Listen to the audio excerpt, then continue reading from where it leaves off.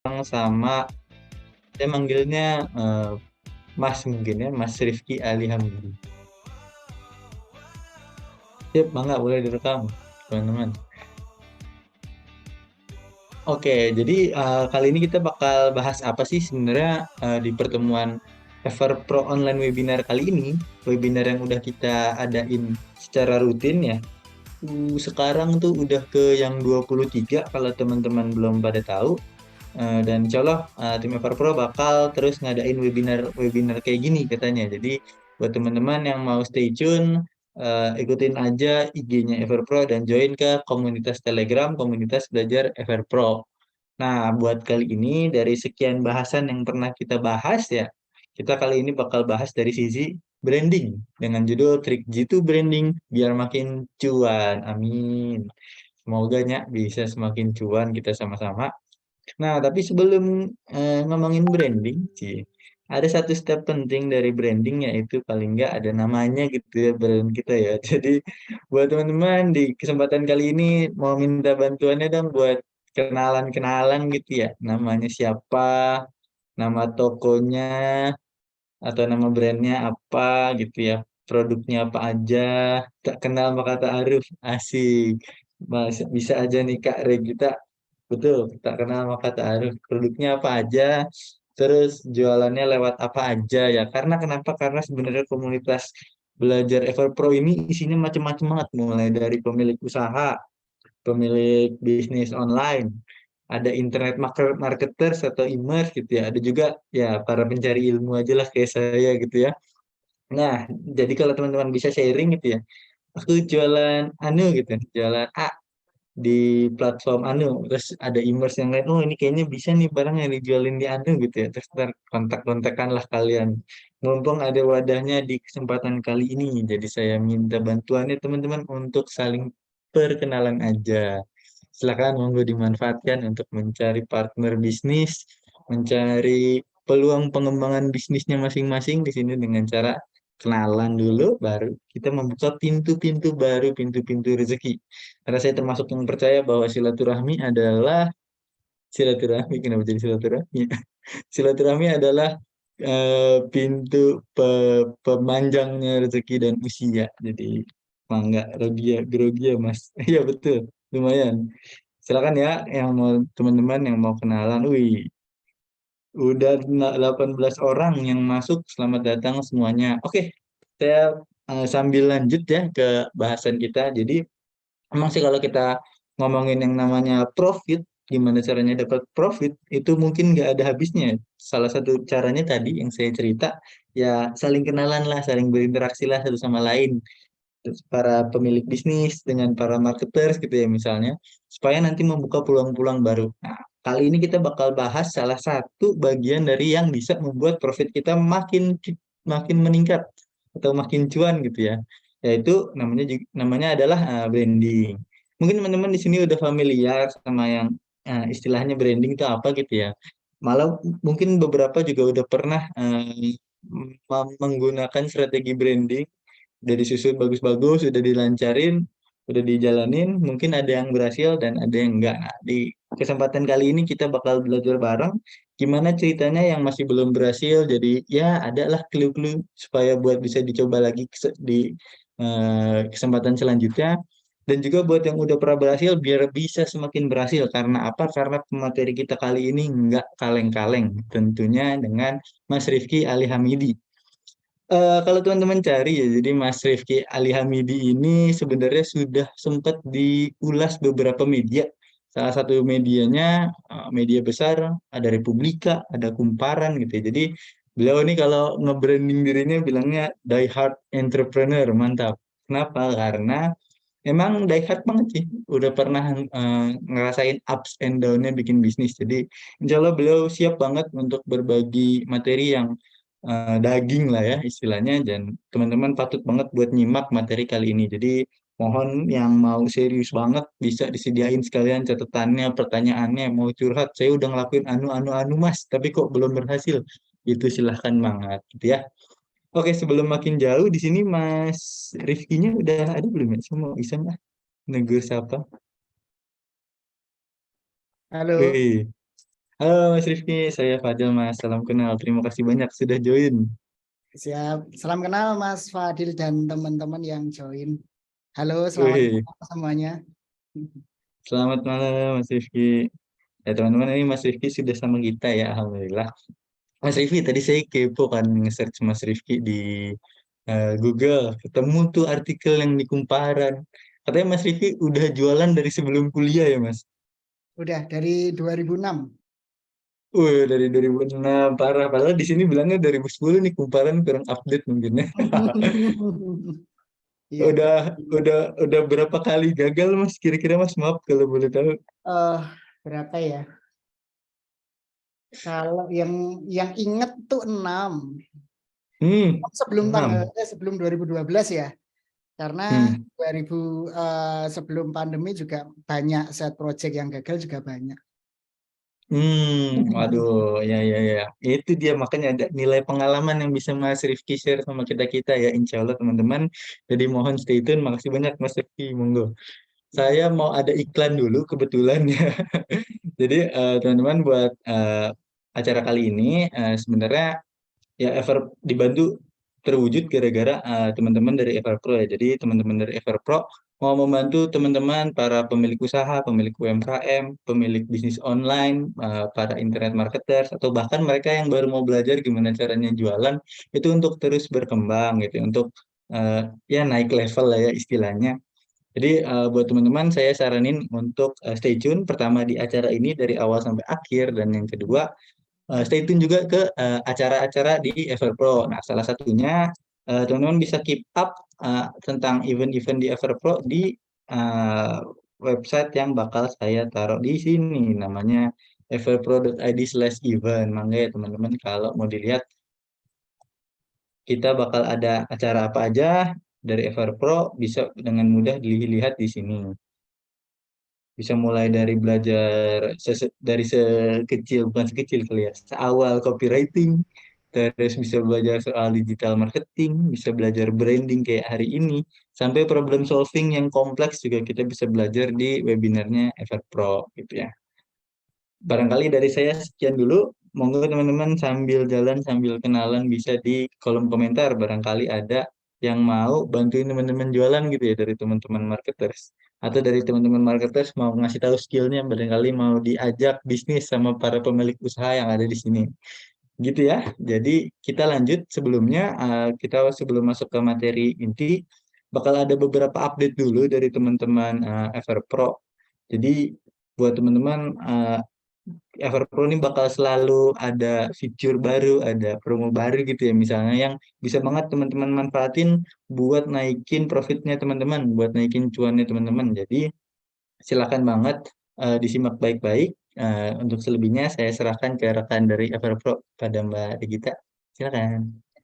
Halo, selamat malam untuk semuanya. Salam kenal nih teman-teman. Boleh langsung komen-komen aja ya. Kalau misalnya memang ada hal yang memang bisa di-sharing-sharing dari masing-masing usahanya terutama ya. Karena membuka pintu rezeki itu kan bisa, siapa tahu bisa banyak duit lah intinya ya kan. Gitu. Nah di sini perkenalkan aku Regita dan salam kenal juga sama Mas Rifki nih. Salam kenal ya Mas. Kita langsung lanjut aja paling ya ke materi dan di sini aku mau sedikit update terkait Everpro nih. Di sini udah jelas ya terpampang nyata di layar kaca masing-masing teman-teman. Udah ada tulisan nih, tingkatkan performa bisnis onlinemu tanpa ragu bersama Everpro terutama ya. Oke, langsung aja next slide Mas, boleh?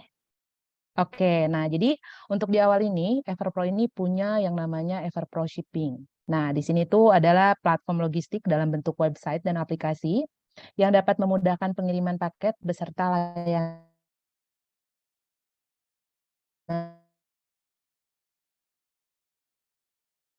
COD hingga kargo ke seluruh Indonesia dengan shippingnya Everpro.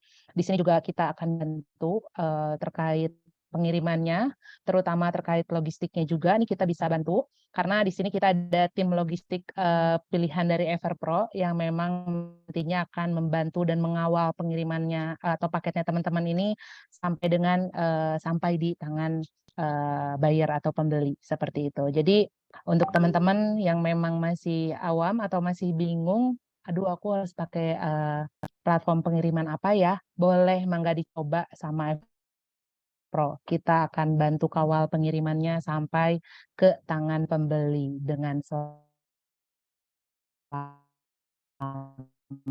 Seperti itu. Next slide, Mas. Oke, nah di sini juga kita nggak cuma sediain aja shippingnya nih, kita juga sediain promo-promo yang menarik buat teman-teman. Jadi buat teman-teman di sini kalau misalnya memang berjualan, cuman jualan aja, tapi sedikitnya pengen dong cari yang namanya keuntungan. Nah di sini kita ada nih promo menarik dari IDX dan JNT. Di sini tuh kecil sampai dengan 2,5%. Biasanya kalau untuk ekspedisi-ekspedisi lain itu nawarin cashback-nya itu rata-rata cuma 20%. Nah, kalau di kita ini benar-benar full banget nih penawarannya tuh sampai dengan 40%.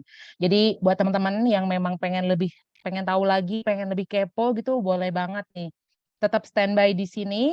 Nanti kita akan bantu untuk detail-detailnya seperti apa, promo-promo menarik dari Everpro-nya itu seperti apa, nanti kita bakalan kupas tuntas ya. Oke, next slide, Mas. Nah, selain shipping juga di sini kita punya Everpro Ads Account Support. Jadi di sini kita juga sediakan untuk ad account-nya, ada Facebook dan ada Google Ads. Jadi teman-teman bisa mengoptimalkan performa iklannya dengan layanan ad account dari Facebook atau enggak dari Google Ads. Nah, selain itu juga dari Everpro Ads Account ini kita juga ada beberapa promo menarik juga sama gitu ya. Jadi buat teman-teman kita juga support ya. Boleh next slide? Next slide lagi. Next slide, Mas. Nah, di sini untuk ad account support-nya itu kita di sini dapetin yang pertama ada edukasi. Jadi dapatkan edukasi lengkap beriklan dari tim Facebook, Google, dan Everpro agar iklan teman-teman ini minim resiko disable. Kenapa nih minim resiko disable? Karena kita di sini langsung benar-benar touching langsung sama tim Facebook ya, tim metanya. Nah, jadi kalau misalnya dari teman nih pakai layanan ad account support dari kita, itu mendapatkan keamanan yaitu screen ini, aduh aku mau naikin iklan A nih, aman gak ya kontennya? Nah itu boleh dibantu nih sama tim Pro. Jadi dilihat dulu kontennya, kita screening dulu apakah itu aman, karena kalau misalnya nggak aman kan bisa terindikasi restrict atau nggak disable. Nah kalau di kita ini unlimited untuk screeningnya. Jadi buat teman-teman yang memang pengen pakai account support dari Everpro itu, insya Allah bakalan aman 100% dari resiko disable. Itu yang pertama. Terus yang kedua, kemudahan scale up iklan. Di sini kita bisa maksimalin performa iklan tanpa batas budget harian. Jadi untuk budgetnya itu sesuai dengan teman-teman aja, sesuai dengan kemampuan teman-teman aja maksudnya. Jadi aman-aman aja di sini. Kita ngasih fasilitas yang memang aman dan nyaman digunakan sama teman-teman. Lalu yang ketiga di sini transaksinya terjamin aman dengan metode pembayaran khusus dari Everpro, transaksi beriklan tanpa masalah, kredensial akun pun bakalan aman. Lanjut, next slide. Nah, untuk Facebook Ad Account Support ini minimal top up-nya untuk di awal itu di 500.000. Lalu di sini gratis manajemen dan fix fee untuk pengguna sampai akumulasi top up 15 juta. Jadi buat teman-teman di sini kalau misalnya memang masih testing iklan nih, top up awalnya itu di 500.000. Dan sekarang ini lagi ada promo juga, top up-nya itu bisa di minimalnya itu di 50.000 nih ya untuk Facebook Ads ini. Jadi buat teman-teman yang memang lagi testing, nunggu produknya winning, boleh banget nih pakai akun Facebook Ads dari Everpro. Lalu yang kedua, untuk Google Ads account support-nya itu di minimal top up-nya 5 juta, lalu dia juga sama gratis manajemen dan fix fee di 2 bulan pertama. Dan yang ketiga, di sini kita ada promo akses member pro senilai 1,5 juta, hanya membayar 100.000 aja. Tuh kan, jadi udah menarik-menarik banget ya ini promo yang ditawarkan sama Everpro buat teman-teman. Untuk next slide-nya langsung aja dilanjut. Nah, di sini aku juga mau jelasin sedikit terkait Everpro Product Sourcing. Ini tuh apa sih? Di sini tuh kita bisa meningkatkan penjualan teman-teman bareng-bareng sama Everpro nih. Next slide. Nah, product sourcing ini di sini kita menyediakan atau menyuplai produk yang terkurasi dan sesuai kebutuhan teman-teman nih. Jadi di sini tuh marginnya tebal juga. Terus yang kedua stoknya terjamin. Dan yang ketiga nih paling penting ini winning produknya ini telah diuji. Jadi buat teman-teman kalau misalnya memang pengen nih pakai produk sourcing dari Everpro, teman-teman nggak usah khawatir terkait produknya. Karena produk-produk yang udah ada di produk sourcing ini udah dites sama kita. Jadi udah winning produknya. Jadi buat teman-teman kalau emang mau jualan pun nggak perlu ngetes-ngetes lagi nih winning atau enggak gitu. Jadi kita udah coba tes produk-produknya dan produk-produk yang memang udah ada di produk sourcing ini sudah terverified winning product seperti itu. Next. Nah, dan kategori produk di kita juga ada banyak banget. Ada fashion pria, fashion wanita, ada kecantikan, kesehatan, alat rumah tangga, dan teknologi. Jadi udah macam-macam banget. Teman-teman tinggal pilih aja yang memang cocok buat teman-teman untuk pasarkan atau dijual. Seperti itu. Next. Nah, untuk Everpro Product Sourcing ini, produknya ini kita kasih dengan margin yang tebal. Produknya bernilai tinggi dengan margin yang tebal, yang pertama. Lalu yang kedua, ada marketing kit lengkap, ada list produk yang sudah dilengkapi informasi fitur atau benefit produk, serta video dan foto untuk kebutuhan iklan. Jadi landing page-nya itu udah disediain nih sama Everpro Product Sourcing, jadi teman-teman tuh udah nggak perlu mikirin lagi kontennya karena udah ada. Lalu yang ketiga nih, template landing page untuk winning product itu udah ada juga. Import template landing page dengan mudah tanpa harus buatnya dari awal. Gitu. Next. Nah, ini yang paling terbaru nih dari Everpro nih. Barangkali teman-teman nih masih pakai metode pembayaran yang ada di luar. Nah, di sini sekarang kita udah sediain juga namanya Everpro Debit Card. Nah, bayar iklan mudah tanpa ribet. Langsung aja nanti dibantu di-share ya, boleh di kolom komentar untuk teman-teman biar bisa gabung dan menikmati layanan Everpro Debit Card. Boleh next. Nah, untuk Everpro Debit Card ini, kemudahan yang akan didapatkan itu yang pertama, bisa buat unlimited virtual debit card tanpa biaya admin tambahan, yang pertama. Lalu di sini juga tersedia unlimited budget. Lalu yang ketiga, anti temporary payment dari Facebook, TikTok, dan Google. Yang keempat ini bisa buat akun perorangan tanpa harus punya PT atau CV. Lalu yang kelima di sini proses pembuatan akunnya juga cepat, enggak bertele-tele. Dan yang terakhir ini dibantu tim support yang fast respon. Jadi buat teman-teman kalau misalnya memang masih kebingungan, aduh aku pakai metode pembayaran apa ya? Coba aja pakai Everpro Debit Card, nanti bakalan dibantu sama tim terkait dengan respon yang super duper kilat ya. Next. Nah, itu mungkin penjelasan dari aku sedikit ya terkait produk-produk yang ada di Everpro. Dari teman-teman kalau misalnya masih ada yang kebingungan, masih yang ada yang pengen ditanyain, boleh banget langsung aja kontak aku nih di WhatsApp dan email tuh udah disertakan ya di layar kaca teman-teman masing-masing. Bisa langsung dilihat aja, nanti langsung aja kontak aku. Gitu. Dan yang terakhir aku juga pengen ngasih info nih ya. Nah, kita di sini tuh bakalan ada acara tahunan terbesar Everpro nih. Kita biasanya setiap setahun sekali tuh ada yang namanya Everpro Gathering Community. Nah, tahun kemarin tuh kita diselenggarakannya di Bandung tepatnya. Nah, untuk yang tahun ini tuh kita akan diselenggarakan di Graha Sabha Pramana UGM di Yogyakarta.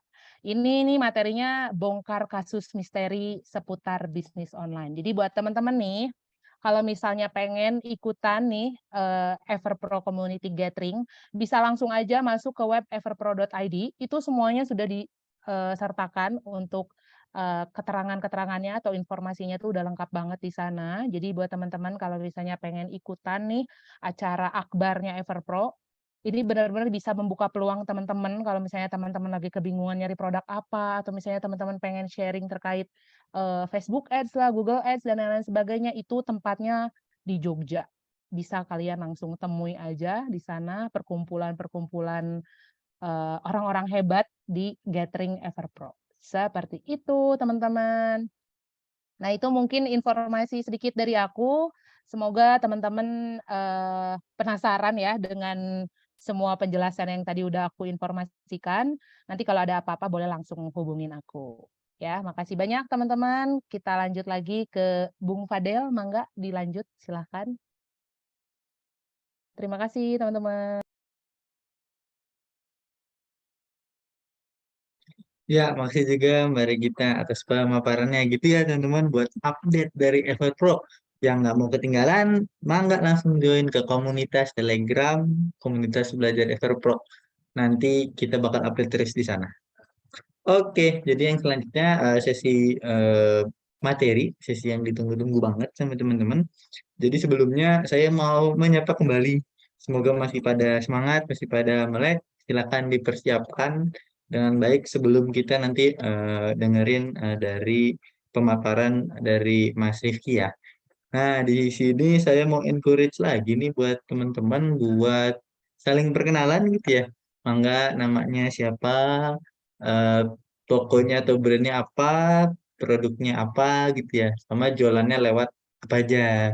Supaya nanti bisa menimbulkan peluang-peluang bisnis baru selanjutnya gitu ya. Oke, jadi teman-teman buat materi yang kali ini bakal dibawain sama yang namanya Mas Rifki tadi ya yang sempat kita tegur sapa di awal. Sebelum saya panggil beliau, Mas Rifki ini kalau teman-teman cari-cari eh, sekarang dikenal sebagai seorang pebisnis yang telah berhasil menghasilin omset sebanyak 100 juta per harinya ya.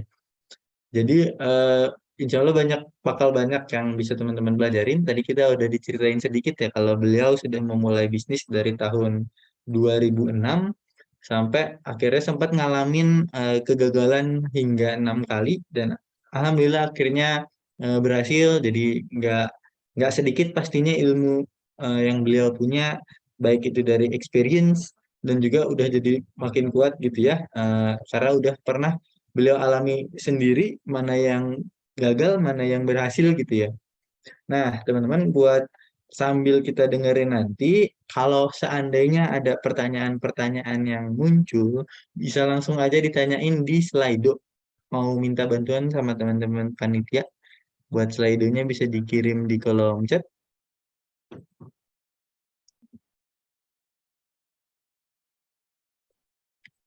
Si Nah, nanti di Slido ini eh, bebas ya mau nanya apa aja, mau sepanjang apa aja, cuman kalau bisa soal materinya ya Mas ya. Atau soal Mas Rifki, atau soal usahanya Mas Rifki. Atau teman-teman juga boleh sebenarnya waktu nanti di sesi pertanyaan, dari sekarang gitu ya, udah ditulisin apa yang udah dicoba dan kenapa ya belum berhasil gitu ya.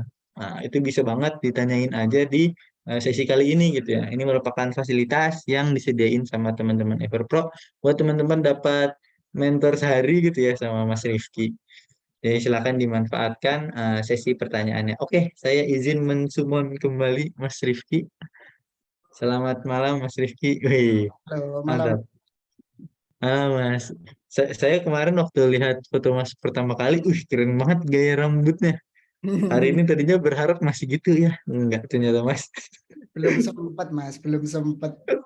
Belum sempet ya. Di warna lagi. Eh, Ya, ya. Bolehlah nanti Mas, kalau ada lagi Mas, saya ikutlah webinar Mas lagi ntar yang sama yang lain-lain, insya Allah. Oke Mas, saya sebelum masuk ke materi, saya mau nanya dulu Mas. Tadi ceritanya Mas mulai dari 2006 ya, eh, untuk berusaha itu. Yes, 2006. Oke, mulai kelihatan apa ya? Berhasilnya di tahun berapa ya Mas kalau boleh tahu? Nah, 2006 itu kan apa ya? Masih fase belajar ya, Mas ya, masih Hmm, belajar. hmm. Eh waktu itu kan usia masih belasan tahun. Sedangkan produk yang saya jual itu untuk usia di atas 40 tahun. Jadi kayak susu kesehatan Hmm. gitu. Nah, karena masih bocah ngajarin orang tua itu kan susah. Betul. Susah bocah ya. Nah, akhirnya eh berhenti di bisnis yang tersebut. Waktu itu jualan susu sama kaos, Mas. Saya jualan susu sama kaos, berhenti. Kemudian tahun 2008 2009 saya diajak sama teman untuk mengerjakan bisnis yang waktu itu baru happening, yaitu untuk distributor PPOB, Mas. Jadi untuk payment pembayaran. Hmm, hmm, Waktu hmm. itu kami membangun kemitraan itu sampai 2010. Dari 2009 2010 cukup kenceng. Waktu itu kita ada 18.000 mitra, Mas. 18.000. Nah, itu awal mula kalau bahasa Jawanya itu kemaki, Mas. Jadi anak muda, itu saya usia 19 tahun, waktu itu tembus sales itu 1,3 M kalau nggak salah. Kalau nggak salah 1,3, kalau nggak 1,8, saya lupa. Nah, usia segitu, seperti itu, ya akhirnya ini Mas, akhirnya apa ya, hanya bertahan sekitar 1 tahun. Nah, Si PPOB tadi. PPOB sama saingnya sendiri. Jadi apa yang saya hasilkan dari itu bisnis itu hanya bertahan kurang lebihnya setahun. Karena waktu itu apa ya, belum mempelajari bagaimana manage keuangan yang bagus, sehingga porsi saya menabung berinvestasi sama liabilitas. Nah, yang liabilitasnya lebih gede, Mas. Lebih suka belanja, apalagi beli mobil dan lain sebagainya. Ya, Mas, biasa ya, anak muda ya. Anak muda. Anak muda. Nah, Qadarullah itu 2011 diambil semua lah gitu ya, sama yang punya hidup lah. Yang punya ya. Nah, saya mulai lagi terus bisnis event organizer itu tahun 2011. Nggak bertahan lama, cukup sukses karena 2011 itu project pertama kita bikin event langsung peserta 1.000 orang, 1.000 peserta itu langsung berhasil. Tiket tuh sold out 3 hari. Kencang ya? Cepet banget. Cepat tuh. Nah, 2 bulan sekali kita bikin event, Mas. Waktu itu kita 2 bulan sekali bikin event. Nah, di event yang ketiga, partner saya waktu itu kan bertiga, partner saya kena kasus dan akhirnya terpaksa berhenti. Asih.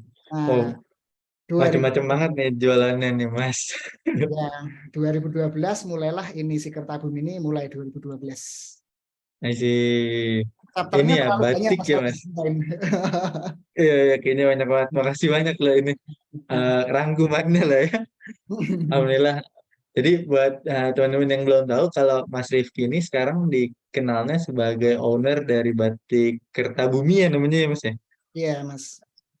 Tuh, produknya lumayan premium kalau saya lihat dan Indo banget lah. Pokoknya ya kalau belum pernah lihat monggo di search. Followers di mana nih, di IG, di IG-nya udah 70 ribuan. Semangat teman-teman, lihat jarang-jarang produk batik followersnya sebesar itu. Oke, Paling besar sih di tanpa Facebook. di Paling Facebook besar juga lebih banyak. Facebook hampir 400.000 kalau di Facebook. Wih, mantap, malah lebih mantap lagi ternyata di Facebook followersnya. Ya, ya, saya jadi nggak sabar Mas mau dengerin materi dari Mas Rifki yang insya Allah nggak kaleng-kaleng. Saya nanti izin buat nyontek juga ya Mas ya. Siap, monggo. Siap, baik. Mangga kalau gitu Mas Rifki dimulai. Silakan. Ya, siap. Teman-teman, Assalamualaikum. Ada 26 peserta. Alhamdulillah kita di saat malam-malam enaknya tiduran gitu ya, ngopi-ngopi, kita bisa menyempatkan ke sini, insya Allah malam ini bisa mendapatkan manfaat buat kita ya. Jadi malam ini saya nggak bermaksud menggurui teman-teman semuanya, kita belajar bersama dan saya berbagi pengalaman dan beberapa hal yang ingin saya share ya, terutama di branding, karena branding ini sebenarnya masih PR banget di banyak pemain bisnis ya, terutama yang online ini masih sangat PR banget. Kebanyakan branding itu hanya berkutat di packaging konten, terus promosi pakai influencer, KOL dan sebagainya. Tetapi banyak sekali yang mereka tidak bisa how to play-nya gitu ya. How to play, bagaimana cara branding kita berhasil, tolak ukurnya apa? Nah, banyak sedikit cerita ya, mungkin hoax yang beredar ya, hoax buster lah istilahnya ya ini ya. Nah, branding dan selling itu seakan-akan kayak suatu hal yang kayak jauh banget gitu loh, kayak jauh banget, dan banyak banget teman-teman yang masih berpikiran bahwa branding itu bakar duit gitu loh. Itu yang beberapa hal yang keliru. Padahal keberhasilan teman-teman dalam membranding itu justru indikatornya ada di CAC, Customer Acquisition Cost-nya. Jadi biaya akuisisi pelanggannya semakin turun berarti branding teman-teman semakin berhasil. Jadi kalau misalkan beriklan di Facebook Ads gitu, CPR-nya itu semakin turun. Kalau branding kita berhasil, Mas, justru akan sangat murah sekali. Nah, beberapa hal mungkin saya sharing ya sebelum masuk materi ya. Kebetulan saya mendirikan komunitas bernama Kanal Club. Di situ ada beberapa teman-teman, tidak banyak ya, sekitar 80, ini mau nambah 40 lagi untuk membernya. Nah, beberapa hal di sana yang kami share dan kami support untuk teman-teman, apa ya? Kami membuktikan bahwa ternyata dengan branding itu dashboard di Meta Ads itu bisa cantik gitu loh, bisa cantik. Yang selama ini mungkin dari segi CPR-nya di angka yang cukup tinggi sehingga bikin kita deg-degan kalau margin kita nggak tebel, kita gampang boncos gitu ya. Nah, setelah dirubah cara bermainnya, cara bagaimana kita mendelivery, bagaimana kita mentreatment customer, terus bagaimana wajah dari brand kita harus ditampilkan sampai dengan positioningnya seperti apa, itu ternyata langsung merubah signifikan, cost akuisisinya jadi turun. Gitu. Nah, dan beberapa hal lagi ya selain dari akuisisi customernya semakin murah, terus nanti juga indikasinya dari repeat order. Repeat order yang seiring berjalannya waktu jumlah customer dari yang lama itu juga akan menyumbang omset yang cukup signifikan juga, bahkan bisa nyampe di angka 50-50 juga. Nah, ketika kita membangun brandingnya benar, ketika kita beriklan, cost iklan kita akan sangat terbantu gitu, karena ada dari repeat ordernya juga. Itu cukup membantu. Nah, sekarang mungkin saya bisa share ya ke teman-teman ya dari materinya. Nah, monggo disiapkan catatannya selama 1 jam ke depan. Insya Allah saya bagikan bagaimana kita belajar branding itu dengan cara yang make sense gitu loh. Cara make sense yang teman-teman bisa lakukan, praktekkan, sehingga nanti langsung mendapatkan dampak yang cukup signifikan di bisnis teman-teman. Oke. Nah, sebelumnya ya, perkenalkan, nama saya Rifki, saya usaha dari tahun 2006, itu. Kebetulan beberapa perusahaan saya di sini ada PT Kertabumi Harita Nusantara yang kebetulan teman-teman banyak menyebutnya sebagai Batik Kertabumi ya. Itu terus kemudian juga ada Cakranala Logistik, tetapi nggak bergerak di logistiknya, kita bergerak di teknologinya. Jadi kami adalah sebuah perusahaan teknologi yang membantu sistem logistik gitu. Kemudian kami juga membentuk komunitas bernama Kanal Club, konsentrasi ke para brand owner yang ingin membesarkan brandnya secara online dan bagaimana cara bermain yang tepat supaya bisa sustainable gitu ya, supaya jangka panjang. Kemudian saya juga ada entitas bisnis di Kanada, di Ontario, namanya Indo Extrade, itu untuk membantu teman-teman yang beriklan di sana, mendistribusikan produk juga untuk perizinan juga. Itu dari Indonesia ke sana gitu. Jadi biar ekspansi ke Amerika sama di Kanada itu lebih mudah. Dan yang terakhir juga ada bisnis di bidang F&B, ini masih baru, saya juga masih belajar. Ada coffee shop sekaligus resto di situ yang belum lama, baru September tahun kemarin itu baru mulai. Oke, mungkin saya langsung next saja ya. Nah, ini kita langsung berbicara membedakan marketing dan branding dengan bahasa kita, bahasa apa ya, bahasa immerse, bahasa pelaku usaha dengan bahasa yang gampang. Bedanya apa sih gitu ya? Nah, marketing itu secara gampangnya adalah proses kampanye mempromosikan ya produk kita ke audiens gitu. Jadi kita beriklan, menunjukkan produk kita, itu proses dari kita marketing. Create demand tapi dengan langsung menawarkan produknya, itu proses marketing. Nah, bedanya dengan branding apa? Branding itu proses pembentukan persepsi audiens terhadap sebuah produk. Nah, jadi konsentrasinya beda. Kalau marketing itu kayak kita punya produk disodorkan gitu ya. Kayak punya produk disodorkan. Tapi kalau branding, kita itu lebih smooth. Lebih smooth. Yang kita share itu malah justru hal-hal yang sifatnya esensial. Jadi ada testimoni, product knowledge, terus apalagi macam-macam ya. Nanti akan saya share satu persatu. Jadi branding itu konsentrasinya pada pembentukan persepsi audiens terhadap sebuah produk kita. Jadi teman-teman gini, misal kita jualan herbal gitu ya, kita jualan herbal. Nah, yang kita propagandakan kepada audiens itu adalah sifatnya tidak langsung produk botolnya itu enggak, tapi kita bisa pakai dengan testimoni atau mungkin dengan sebuah apa ya, pengakuan atau publisitas di media dan lain sebagainya. Gitu. Nah, kita coba bedah tentang branding ini ya. Jadi semoga teman-teman bisa memahami perbedaannya. Jadi intinya adalah branding itu membentuk persepsi audiens terhadap sebuah produk kita. Kalau toolsnya sama, kita sama-sama beriklan, tetapi cara mainnya yang berbeda gitu loh. Jadi entah teman-teman memakai Meta Ads, Google Ads gitu ya, atau organik atau pakai TikTok Ads gitu, itu cara mainnya sama, toolsnya sama, hanya yang membedakan adalah cara bermainnya, konten yang disajikan, struktur kampanyenya, terus kemudian funnelingnya itu seperti apa, itu yang membedakan cara mainnya ada di sana gitu. Oke, kita membicarakan hal yang sederhana, yaitu pola. Nah, kita bicara pola dulu. Branding itu pekerjaannya bukan dari saat kita menjual sampai membeli, bukan hanya itu, tetapi dia adalah sebuah pekerjaan jangka panjang.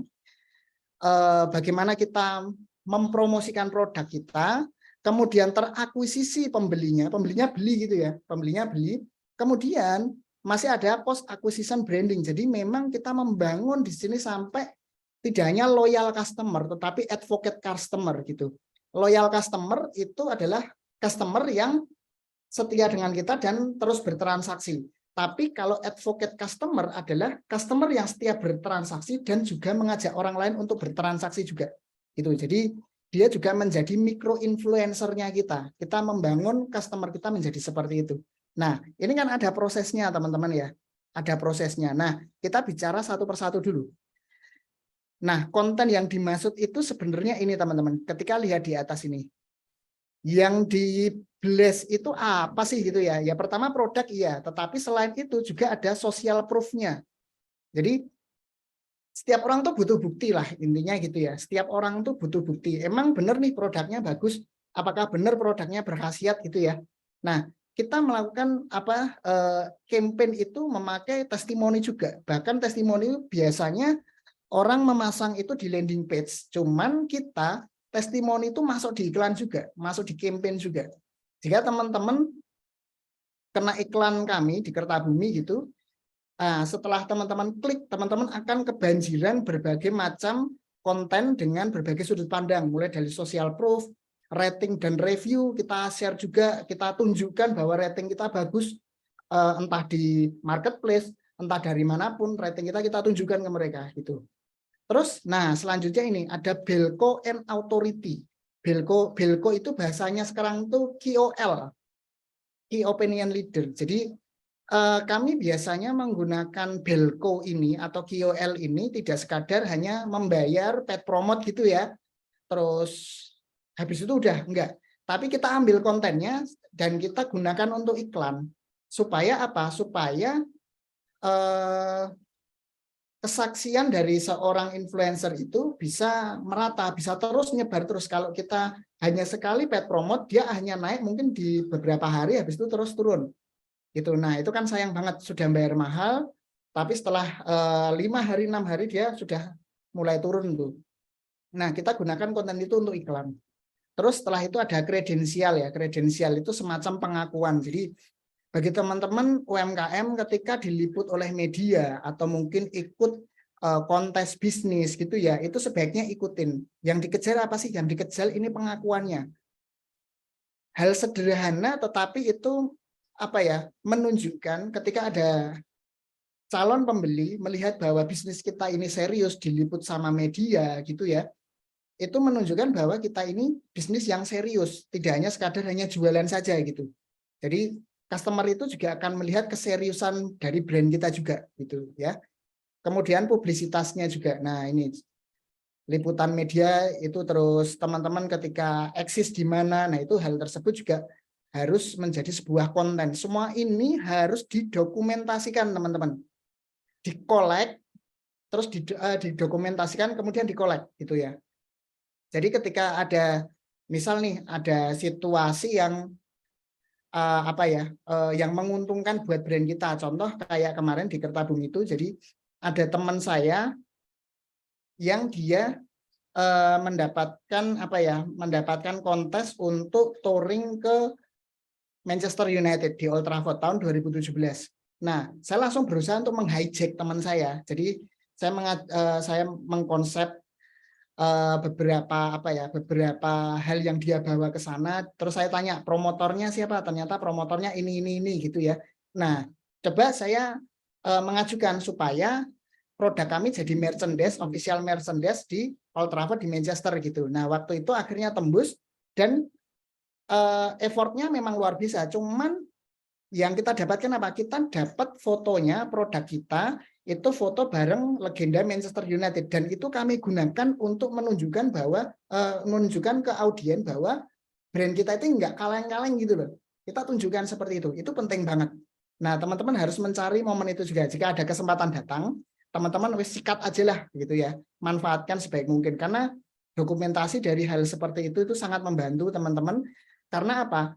Di fase ini, fase teman-teman beriklan ini di sini di awal untuk mengakuisisi customer ini adalah fase customer itu terbentuk persepsinya. Nah, ini mungkin sedikit share ya. Google itu merilis yang namanya ZMOT, ZMOT ya, Zero Moment of Truth. Jadi kebiasaan konsumen saat ini ketika kena iklan, dan iklan itu sangat bombastis gitu ya, misal dapat serum yang langsung menghilangkan jerawat.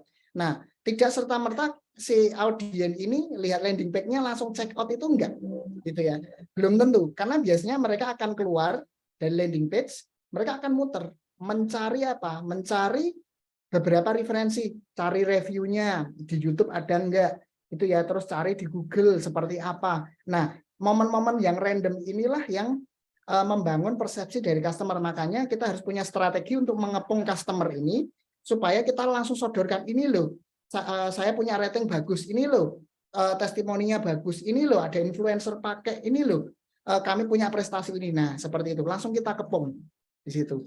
Nah, akhirnya akuisisinya ini lebih mantap lagi ya, customernya lebih mantap membeli dan setelah itu membangun sampai dengan customernya itu loyal dengan kita ya, loyal terus-menerus transaksinya. Jadi dari persepsi branding, dari sudut pandang branding,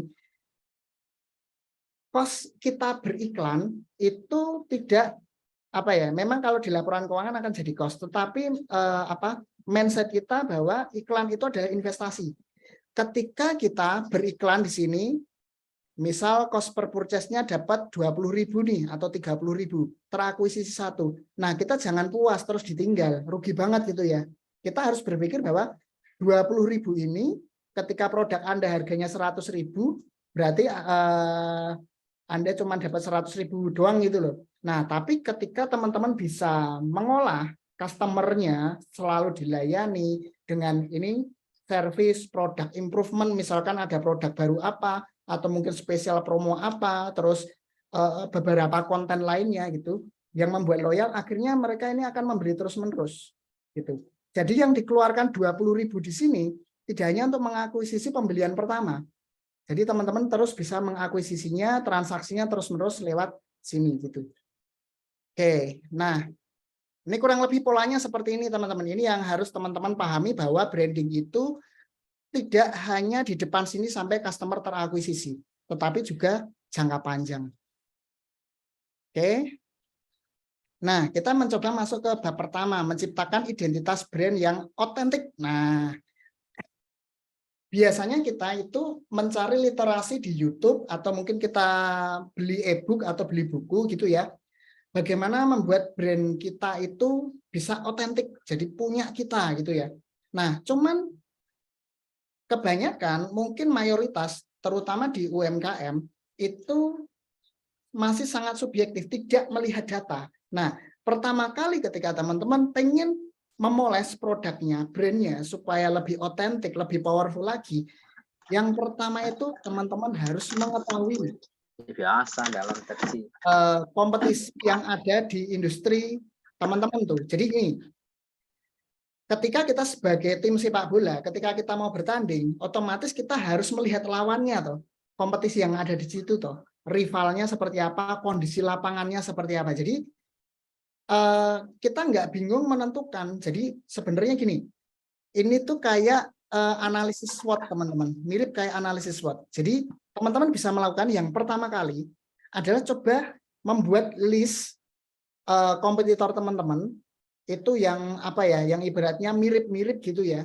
coba di list. Nah, contohnya ini misal nama kompetitor A, B, C C, D, kemudian rata-rata pemain seperti itu seperti apa. Nah, hypothetical market ini apa sih? Hypothetical market itu adalah posisi brand tersebut di pasar. Ada 4 posisi. Ini belum masuk di slide ya. Teman-teman bisa nyatet. Yang pertama nomor 1 adalah market leader. Market leader itu nomor 1. Jadi dia penguasa pasar terbesar ya. Biasanya yang paling gede sendiri itu. Itu market leader. Kemudian yang kedua ada namanya market challenger. Oke. Market leader dan market challenger. Nah, market challenger ini adalah dia juga gede juga. Nah, kompetisi ini perang nih. Leader sama challenger ini kayak ibaratnya dinosaurus lagi perang nih. Ini 2 T-Rex lagi perang nih. Gitu ya. Ini yang gede-gede nih. Nah, kadang si challenger jadi leader, si leader turun jadi challenger. Gonta-ganti kayak gitu, tergantung penguasaan pasar mereka. Nah, kemudian yang ketiga namanya market follower. Market follower itu yang ini di UMKM tuh banyak yang menerapkan ilmu ATM gitu ya, amati tiru modifikasi. Intinya adalah ikut-ikutan dari si leader sama challenger ini. Misal nih jualan skincare, mereka baru mengunggulkan brightening bisa glowing gitu ya, dan terkenal nih si leader ngangkatin glowing, si challenger juga glowing. Nah, biasanya pemain baru masuk ketiga ini kecil-kecil tapi banyak. Nah, dia ikut-ikutan nih, ikut-ikutan glowing nih, main ikut-ikutan glowing. Nah, seperti itu. Ini yang market follower ya. Terus yang terakhir adalah nicher. Nicher itu adalah brand yang dia punya kehidupan sendiri. Punya kehidupan sendiri. Jadi maksudnya itu dia nggak ikut-ikutan tren, dia pokoknya idealis jalan itu terus gitu. Nah, teman-teman, apa pentingnya mengetahui market leader, challenger, dan follower? Ini 3, ini yang paling teman-teman amati. Jadi teman-teman harus mengidentifikasi nih, kompetitor yang A ini buat teman-teman itu sebagai apa gitu. Misal leader atau challenger gitu ya. Nah, teman-teman jangan pernah bermain di keunikan, keunggulan, dan keunikan yang sama dengan 2 ini. Jika kita sebagai pendatang baru, teman-teman ikutan 2 ini, itu kayak ibaratnya teman-teman kayak seekor kancil ya masuk di peperangan yang di situ ada 2 T-Rex sedang berkelahi itu. Nah, teman-teman tuh belum melakukan perlawanan sudah mati keinjek duluan.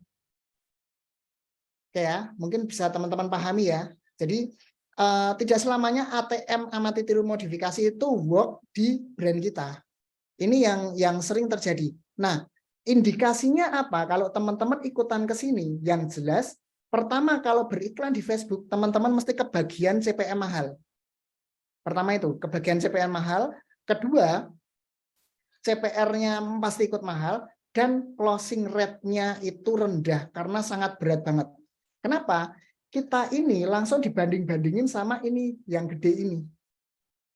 Ketika kita muncul ke situ, langsung dibandingin yang ini. Meskipun harga kita lebih murah, harga murah belum tentu jaminan kita dibeli gitu.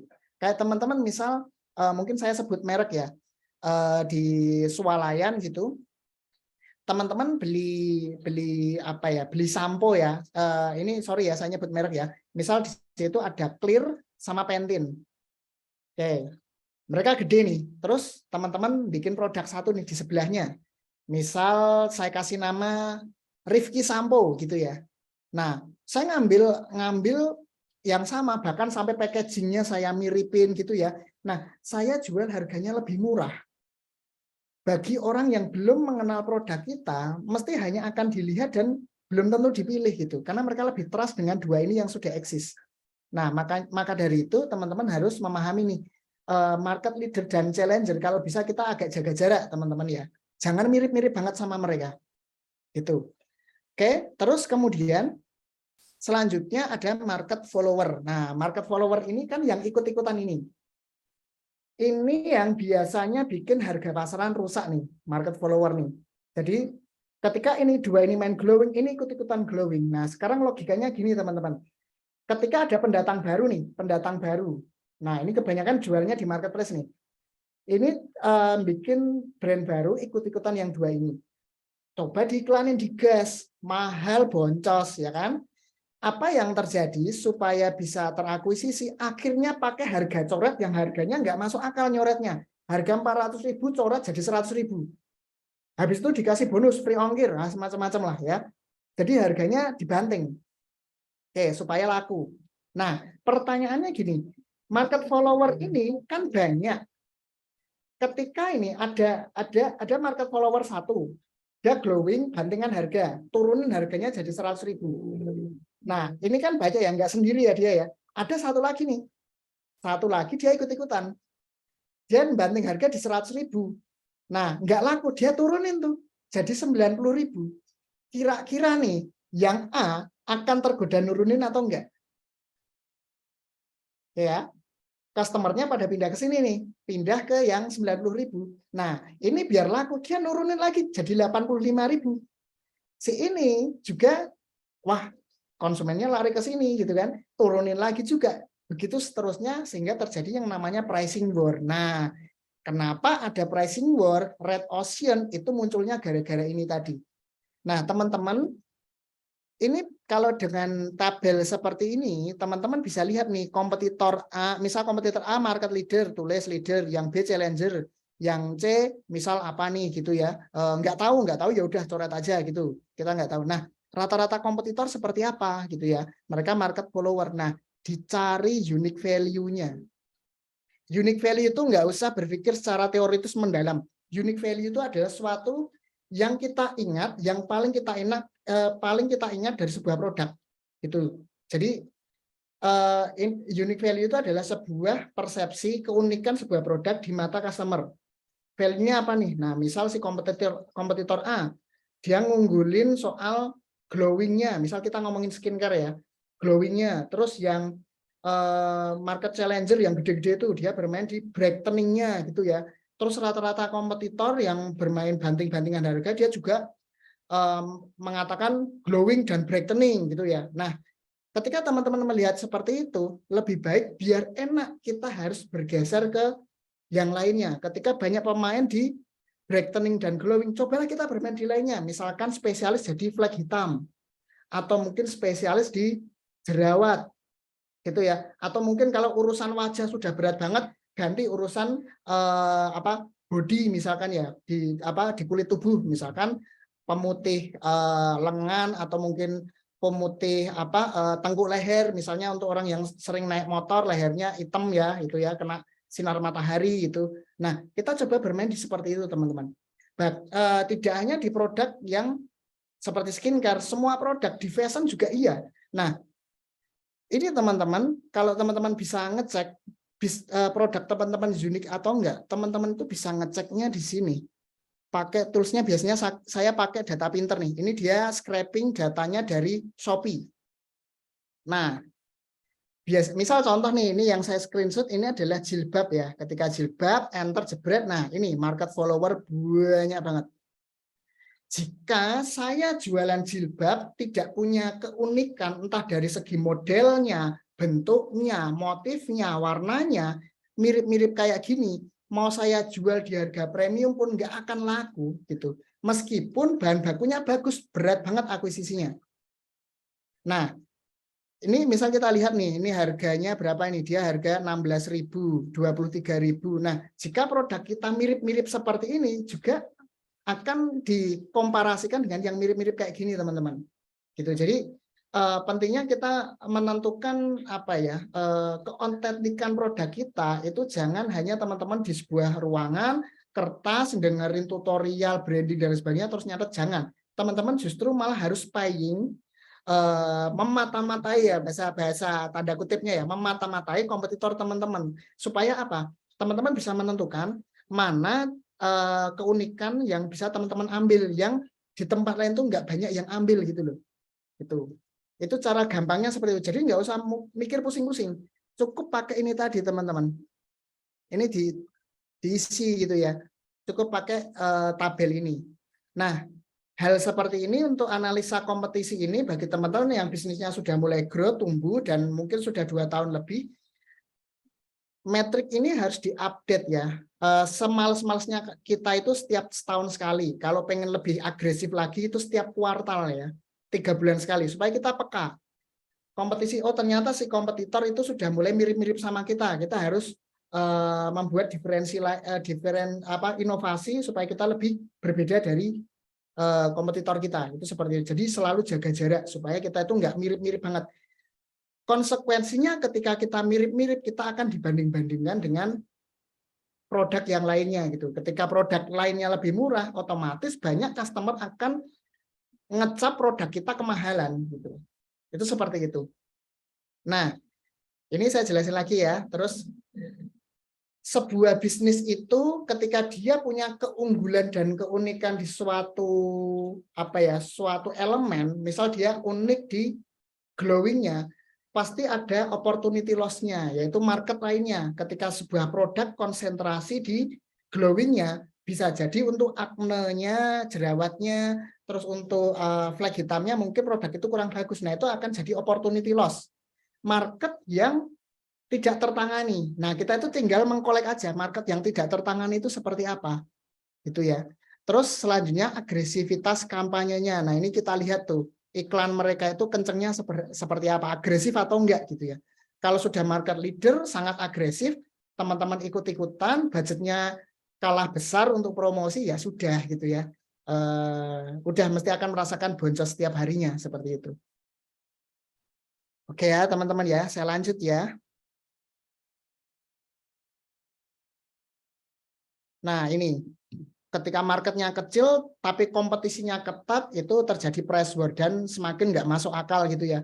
150.000 harga coret jadi 65.000 kasih free ongkir, yang satunya nggak terima gitu ya. Coret 40.000 bonusnya kulkas gitu ya. Terus nggak masuk akal. Nah itu ini realita yang terjadi nih di persaingan kita yang dia ada price war-nya. Kalau teman-teman nyaman di situ masih bisa bermain, dapat margin yang oke, it's okay, enggak masalah gitu ya. Tapi kalau teman-teman sudah merasa terzolimi marginnya, keuntungannya semakin tipis, nah teman-teman harus melakukan merombak brandingnya gitu. Oke, nah price war ini didominasi oleh market follower teman-teman ya, market follower. Nah ini trik sederhana seperti ini. Ini ada garis ya. Di dalam price war itu kan mesti harga tertingginya berapa, harga terendahnya berapa, dan ini biasanya tipis-tipis. Nah, kita itu harus keluar dari sini, yaitu kita mencoba branding kita coba dengan cara yang lebih unik, jangan sampai sama, bahkan sampai kontennya jangan sampai sama. Saya pernah punya pengalaman membangun bisnis fashion baru, dan hanya dalam waktu sekitar 1,5 tahun hingga 2 tahun bisnis itu harus disuntik mati. Padahal saya bermodal itu 1 miliar pas dan loss saya itu 800 juta. Kenapa bisa terjadi? Karena waktu itu saya nggak berpikir udahlah ikut-ikutan jualan gamis yang pada umumnya. Nah, saya menjual di harga 180.000, 200.000 karena bahan bakunya bagus. Nah, cuman kesalahan saya adalah desain produknya itu sama dengan produk yang dijual harga 90.000, itu yang pertama. Yang kedua, kontennya juga mirip-mirip. Yang ketiga, modelnya, talentnya yang saya foto model produknya itu adalah model yang sering dipakai oleh produk yang harga 90 ribuan. Akhirnya apa? Banyak customer itu calon pembeli yang kecelik itu ya, kecelik. Jadi taunya dia itu harga 90 ribuan, oh ternyata 200 ya kok mahal. Nah itu yang terjadi seperti itu. Makanya teman-teman harus memperhatikan nih, jangan sampai teman-teman tuh mirip-mirip di sini kalau pengen keluar dari zona perang harga. Teman-teman harus membuat something different, sesuatu yang di luar standar pada umumnya gitu ya, supaya apa? Supaya produk teman-teman terlihat lebih unik. Nah, ketika value uniknya itu tinggi, supaya bisa laku, misal ini value-nya segini gitu ya, dijualnya segini, ibaratnya apa ya, produknya itu dicitrakan seakan-akan produk itu kayak harganya 1 juta, tapi teman-teman jualnya 500.000. Nah, persepsi konsumen lihat kontennya itu kan lihat, wah ini produknya premium banget gitu ya, premium banget, wah ini mesti harganya mahal nih gitu. Tapi ketika diklik, loh ternyata enggak 1 juta, ternyata cuma 500.000. Nah, konsumen akan berpikir produk kita murah. Gitu. Nah, kami di Kertabumi juga sama. Kami itu melakukan banyak improvement di produk sama di konten itu juga kayak gitu. Mesti harus kita lihat look-nya dulu. Look-nya ini kalau dipajang di produk sudah kelihatan mewah atau belum, mahal atau belum, unik atau belum. Selalu kita evaluasi gitu. Nah, produk-produk kami yang selalu customer itu pada komplain bilang kemahalan dan lain sebagainya. Nah, produk-produk itu rata-rata yang produknya itu pertama keunikannya nggak begitu kelihatan. Kompetitor banyak desainnya mirip-mirip gitu ya, warnanya juga kayak gitu. Jadi nggak terlihat sesuatu yang berbeda gitu loh. Nah, beda lagi ketika kita berhasil mengeluarkan produk yang produk itu kita gunakan, bahkan ini sedikit cerita teman-teman ya. Kebetulan saya punya advisor, seorang fashion designer dari Eropa. Nah, kebetulan beliau ini mengatakan ke kami, kalau bermain di fashion, buatlah sesuatu yang di luar standar, out of the box. Nah, saya dikasih cerita, beliaunya ini pernah menjual celana denim di harga cukup tinggi gitu ya. Cuman perkara apa? Perkara dia ngasih bordir ya. Bordir itu kayak seperti ini. Bordir ya. Tapi bordirnya tuh bisa timbul. Bordirnya bisa timbul, bisa tebalnya hampir 1 cm. Nah, banyak orang berpikir, wah unik banget, bisa timbulnya, bisa tebal banget gitu ya. Nah, ketika dicoba oleh kompetitor dan lainnya, dicoba itu nggak berhasil karena mesti jebol. Kain yang ditusuk terus gitu ya, pakai mesin bordir sampai tebal, kalau nggak jebol ya jarumnya patah, kalau nggak patah ya putus. Nah, ternyata rahasianya apa? Beliau ini memasukkan, teman-teman kalau masih ingat, sumbu kompor minyak yang warnanya putih itu, nah dia kasih itu jadi tulangan ya, jadi kayak dikasih tulangan baru dibordir. Nah, produknya itu jadi value-nya tinggi banget dan unik dengan suatu hal yang nggak bikin HPP-nya mahal gitu loh, nggak bikin produk itu produksinya mahal, karena banyak orang berpikir jual produk premium HPP-nya tinggi, belum tentu juga. Kalau teman-teman bisa menciptakan sebuah keunikan bisa seperti itu. Dan kenyataannya apa? Di Kertabumi kami banyak bereksperimen. Dulu kami pernah memakai kain korden, teman-teman. Kain korden itu kan bagus-bagus ya, embossnya, motifnya itu bagus banget gitu ya. Nah, kami membuat itu dan kita gunakan sebagai variasi di produk. Dan banyak orang tuh nggak ngerti bahwa itu kain korden. Ketika dipajang jadi korden, orang ngerti. Tapi ketika lembaran gitu, banyak yang nggak ngerti. Dan kita pernah berhasil dengan meng-create seperti itu. Nah, dan lain sebagainya. Jadi harus membuat sesuatu yang unik, teman-teman. Jangan yang biasa-biasa aja. Nah, ketika unik dan dipoles, kontennya dibikin seakan-akan value-nya tinggi, tapi teman-teman jual harganya di bawah, orang berpikir bahwa harga itu mahal, produk teman-teman meskipun dijual lebih tinggi dari market follower, produk teman-teman bisa tetap laku seperti itu. Nah, cuman teman-teman juga harus ini nih, jangan bermain di ini market leader dan challenger. Mereka ini jangan diganggu lah, ini berat banget nih. Teman-teman kalau senggolan sama ini susah, nanti cuman dibanding-bandingkan harganya, kualitasnya dan susah untuk akuisisinya. Kalau teman-teman pakai customer service, nanti CS-nya itu sampai berbusa-busa lah, meyakinkan customer-nya supaya pakai produk kita. Itu seperti itu. Oke, nah maka tentukan unique value dari brand Anda. Jadi teman-teman tentukan. Intinya adalah jadilah spesialis, teman-teman. Jadilah spesialis. Jadilah apa ya? Kalau kita itu spesialis itu gampang diingat, itu yang pertama. Nah, kayak gini, teman-teman jika mengingat saat sekolah SD dulu diminta untuk menyebutkan teman satu kelas, mungkin kita banyak yang lupa. Cuman yang kita ingat apa? Yang kita ingat adalah seseorang yang spesifik, yang unik. Misal yang paling pintar, terus yang paling suka bolos, yang paling nakal, yang paling ganteng, yang paling cantik, kita masih bisa ingat gitu. Tapi kalau yang average gitu ya, itu susah banget ngingetnya. Bahkan ketemu aja kita nggak tahu kalau itu teman kita dulu. Itu bisa jadi seperti itu. Nah, makanya di brand teman-teman juga harus ditentukan seperti itu. Itu ya. Jadi coba ditentukan unique value dari brand teman-teman. Oke, ini nanti slide-nya kan dibagi ke teman-teman ya, nanti bisa dibaca-baca lagi gitu ya. Nah, terus ini pertanyaan yang sering jadi perbincangan panas, tidak hanya hangat lagi tapi panas. Misal nih, baru happening TikTok. Wah, lebih bagus mana, TikTok atau Instagram? lebih bagus mana Instagram sama Facebook, lebih bagus mana Facebook sama Google, itu terus jadi perbincangan panas ya, perbincangan panas. Nah, sebenarnya mengenali platform yang tepat untuk jualan di produk teman-teman sebenarnya gampang. Yang pertama adalah teman-teman bisa memahami ini dulu. 3 pertanyaan fundamental untuk brand teman-teman. Jadi brand teman-teman itu menyelesaikan problem apa?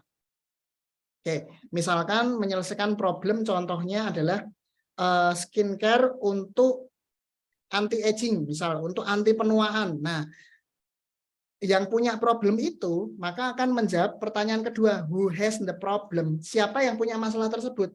Kan kita nggak absurd lagi tuh, misal lagi ngiklan, interest usia berapa, interestnya seperti apa, kita udah nggak absurd lagi, udah nggak bingung, nggak random lagi. Kita sudah tahu bahwa yang punya problem ini anti-aging tentu bukan anak muda. Anak muda ngapain? Wong masih muda kok kenapa harus dimudain lagi gitu kan? Nah, yang butuh anti penuaan, anti aging itu adalah yang usia lebih lanjut, misal usia ibu-ibu usia 40 ke atas. Nah, di sini kelihatan nih who has the problem ya, karena apa? Ketika sudah tahu segmen kita, oh ternyata yang punya masalah yang bisa diselesaikan produk kita adalah ibu-ibu yang sekian, usianya sekian, sukanya apa gitu ya. Nah, itu nanti sudah bisa kita cek rata-rata mereka aktif di platform apa, itu sudah kelihatan gitu ya dari situ. Nah, teman-teman bagi bisnisnya yang sudah berjalan, teman-teman tinggal lihat ini aja, segmen audien mana yang dia menyumbang omset paling besar gitu. Kalau teman-teman bisnisnya sudah jalan, udah dicek data penjualannya, orang yang rata-rata di situ bahkan bisa menyumbang 70-80% itu di segmen mana. Nah, itu sebenarnya adalah audien utama kita. Misal ternyata audiennya usianya, kita ngiklan target audiennya 25 sampai 40 tahun, tapi ternyata realnya adalah yang banyak transaksi usia 35 sampai 40. Ya sudah, berarti memang yang punya problem paling potensial untuk diselesaikan, yang jumlah audiennya banyak, berarti usianya segitu. Nah, usia 35 sampai 40 tahun kebanyakan mereka aktifnya di mana? Gitu. Nah, maka kita tinggal menentukan ini, teman-teman. Nah, manajemennya gini. Kita tentukan primary channel-nya. Primary channel itu adalah channel utama. Target audiens kita paling banyak itu di mana? Ketika teman-teman sekarang ini berjualan paling kenceng dari Instagram misalkan ya, bisa dilihat dari basis followernya, misal followernya paling gede di Instagram itu, ya sudah teman-teman fokus di Instagram untuk membesarkan channel tersebut, karena itu sudah proven bahwa bisnis teman-teman eksis di sana. Nah, biasanya primary channel ini yang nyumbat offset paling besar di bisnis teman-teman itu. Nah, barulah nanti ada secondary channel-nya. Secondary channel adalah channel samping ya, channel sampingan kita. Misalkan setelah di Instagram ada di TikTok misal gitu ya. Nah, biasanya terindikasi dari customer-customer baru yang nanyain, Kak ada akun TikTok-nya nggak, ada TikTok Shop-nya nggak gitu. Nah, ketika pertanyaan itu cukup banyak, berarti itu indikasi secondary channel kita ada di sana. Nah, itu mulai digarap tetapi tidak sekencang di primary channel. Itu. Nah, terus nanti ada tertiary channel. Tertiary channel itu kalau teman-teman sudah mulai budget iklannya udah besar, biasanya all channel diajar. Nah, cuman permasalahannya gini, bagusnya mengajar all channel Mas, ya bagus. Tapi yang namanya investasi kita beriklan, tentu kita bingung. Misal teman-teman punya budget nih, 5 juta rupiah. Teman-teman kenceng di Instagram, ada di TikTok, sama di Google misalkan gitu ya. Nah, ketika teman-teman nggak memanage, nggak membagi primary channelnya yang mana, secondary channelnya mana, tertiary channelnya yang mana, budgeting untuk iklannya bingung teman-teman. Nah, kalau kami biasanya yang lebih advance lagi, pakai ilmu namanya forecasting, sales forecasting. Kita menentukan forecasting dalam 1 tahun siklusnya seperti apa, primary channelnya itu seperti apa yang diajar, budgetnya berapa. Gitu. Nah, kunci suksesnya sebenarnya di sana. Kalau ada orang tanya, wah sekarang baru happening di TikTok gitu ya. Nah, Kertabumi itu sampai sekarang paling kenceng justru malah di Facebooknya. Karena sampai dengan basis follower kita hampir 400.000 paling besar di sana. Keduanya di Instagram, ketiganya baru malah di marketplace gitu ya. TikTok itu malah justru nomor 4. kita coba dengan budget yang sama kita kejar gitu ya, kita promosikan semuanya, tetap nomor satunya di Facebook teman-teman, gitu. Nah, jika teman-teman mempraktekkan itu, misal nomor satunya di TikTok, ya sudah TikToknya dikencengin teman-teman ya, TikToknya kencengin, baru nanti misalkan yang nomor 2 Instagram dan sebagainya. Jadi channel dari platform yang kita gunakan untuk beriklan itu harus di-manage, karena sebesar apapun bisnis teman-teman, sebesar apapun modal bisnis kita, sebesar apapun budget iklan kita, ada batasannya. Dan jika tidak di-manage dengan baik, itu justru akan membuat performa keuangan kita, performa bisnis kita dalam mencetak profit itu jadi tergerus gitu. Kita coba di sana boncos, coba sini boncos, coba sini boncos gitu ya. Kita tidak fokus, jadi malah bingung nantinya. Keuangan kita malah nggak bagus. Nah, makanya teman-teman disarankan fokus pada channel yang memang itu terbukti membesarkan bisnis teman-teman. Itu yang paling gampang seperti itu. Oke, nah ini contohnya ini di Kertabumi ini. Segmen kami itu adalah para pria profesional yang berusia 25-50 tahun. Kebanyakan usia yang paling aktif itu, yang menyumbang omset paling besar di tempat kami itu usia 35-50 tahun. Jadi untuk usia segitu, ternyata paling banyak aktifnya itu justru di Facebook.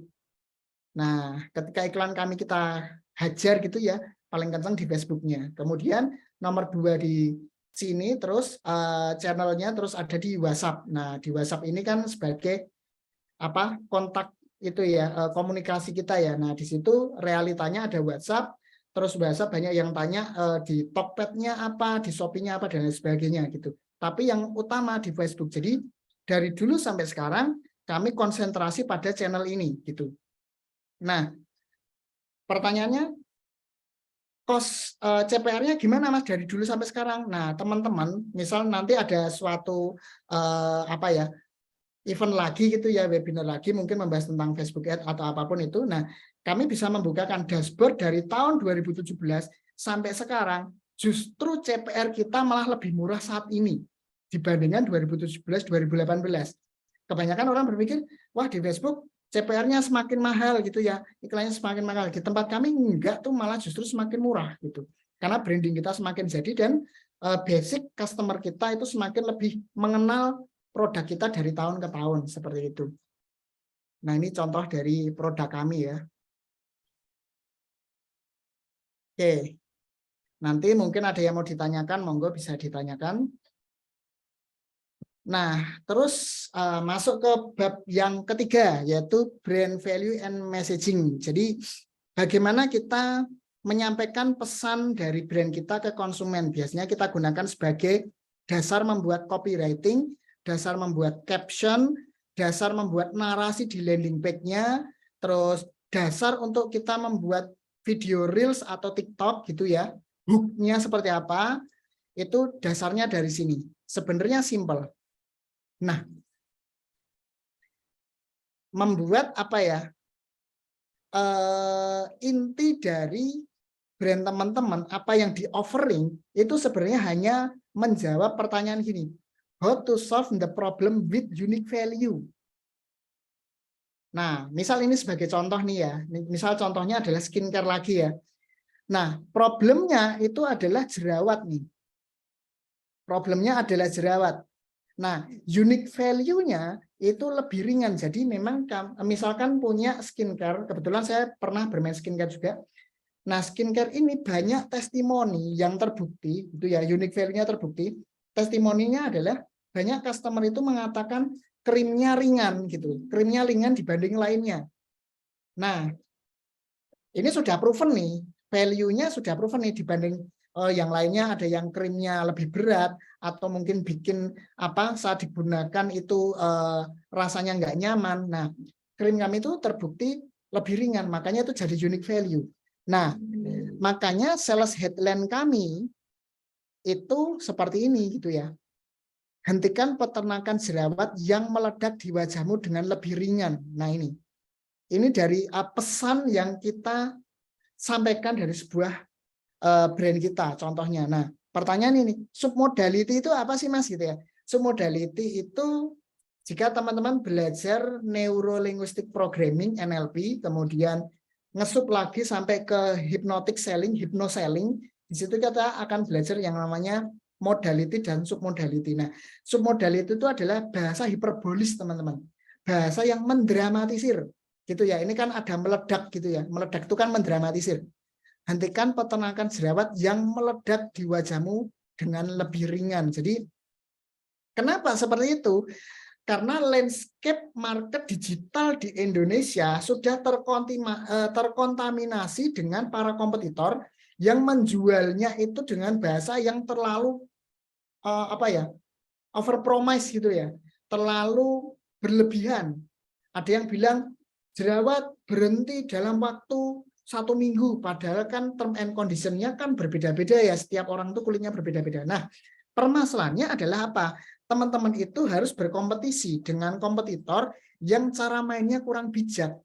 Berkompetisi dengan mereka yang hiperbolis, yang terlalu berlebih-lebihan, melebih-lebihkan supaya orang tertarik, supaya CTR-nya tinggi. Nah, kita bisa bersaing seperti itu dengan cara yang lebih bijak, yaitu dengan kata yang tidak melebih-lebihkan. Kita hanya mendramatisir saja, gitu ya. Mendramatisir dari problemnya si konsumen. Nah, dan ini bisa jadi apa ya teman-teman ya? Bisa jadi rumus judul iklan yang cukup powerful untuk menarik perhatian target audiens kita. Nah, headline atau judul iklan atau caption yang powerful adalah caption yang membahas problem konsumen. Intinya itu. Jadi kalau teman-teman bingung bikin copywriting gitu ya, pakai ChatGPT, di enter banyak opsinya, tapi saat ini ChatGPT juga masih tahap learning sehingga jawabannya masih average banget gitu ya. Masih average banget, dipakai iklannya kok nggak berubah, sama aja. Nah, ketika teman-teman sudah mentok seperti itu, maka teman-teman bisa menggunakan rumus seperti ini. Nah, ada pepatah mengatakan konsumen itu tidak peduli dengan solusi kita. Yang mereka pedulikan adalah masalah mereka. Ini kayak ibaratnya teman-teman ketika berada di terminal gitu ya, terminal atau stasiun, tahu-tahu ada pedagang asongan gitu ya, jualan air minum. Nah, kalau kita jualnya adalah jual produknya, solusinya, misal kayak gini, saya sebut merek ya, Mizon, Aqua gitu, yang nengok sedikit gitu ya. Tapi kalau kita menyentuh problemnya, yang nengok banyak. Dengan contohnya adalah orang minum kan problemnya karena haus. Nah, kita ganti yang haus. Nah, orang yang merasa kehausan itu langsung nengok. Gitu. Perkara dia mau beli Mizon, mau beli Aqua, itu terserah mereka. Yang penting belinya di tempat kita. Gitu ya. Nah, ini seninya kita itu ada di situ, teman-teman. Seni untuk menarik perhatian audiens itu seperti itu.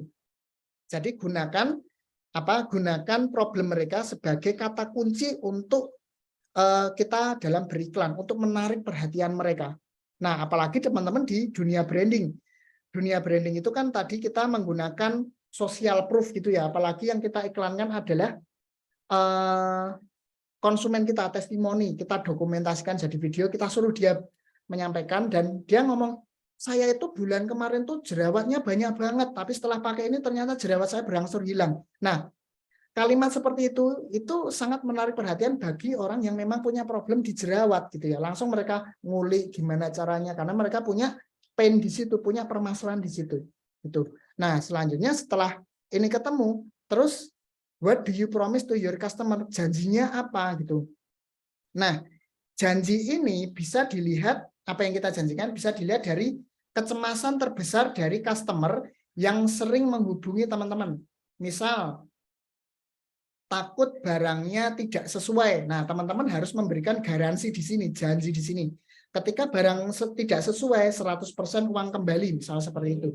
Atau ketika teman-teman yakin banget bahwa produknya memang benar bagus, misal gini, jika barang yang datang tidak sesuai dengan foto, maka uang kami kembalikan 2 kali lipat, misal seperti itu, karena memang produknya bagus gitu ya.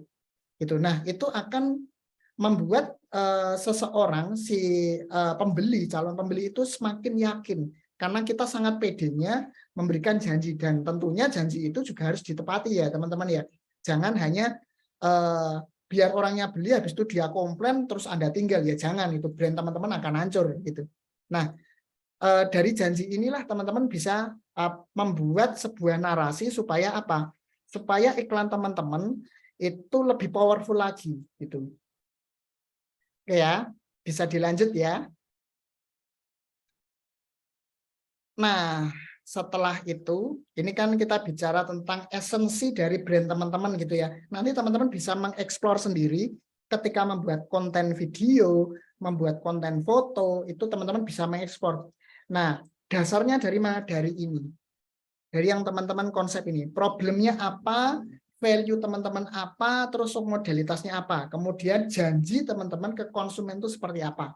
Nah, dari itu tinggal dieksplor saja, bahkan sampai ke kontennya, konsep fotonya itu seperti apa. Nah, teman-teman semuanya berawal dari situ. Oke ya, selanjutnya. Nah, terus apa ya istilahnya ya? Funnel digital advertising untuk brand itu seperti apa? Nah, saya coba langsung buka dari contoh di tempat kami di Kertabumi. Nah, ini mohon maaf teman-teman yang membuka pakai HP, mungkin ini kecil banget ya karena dia portrait ya.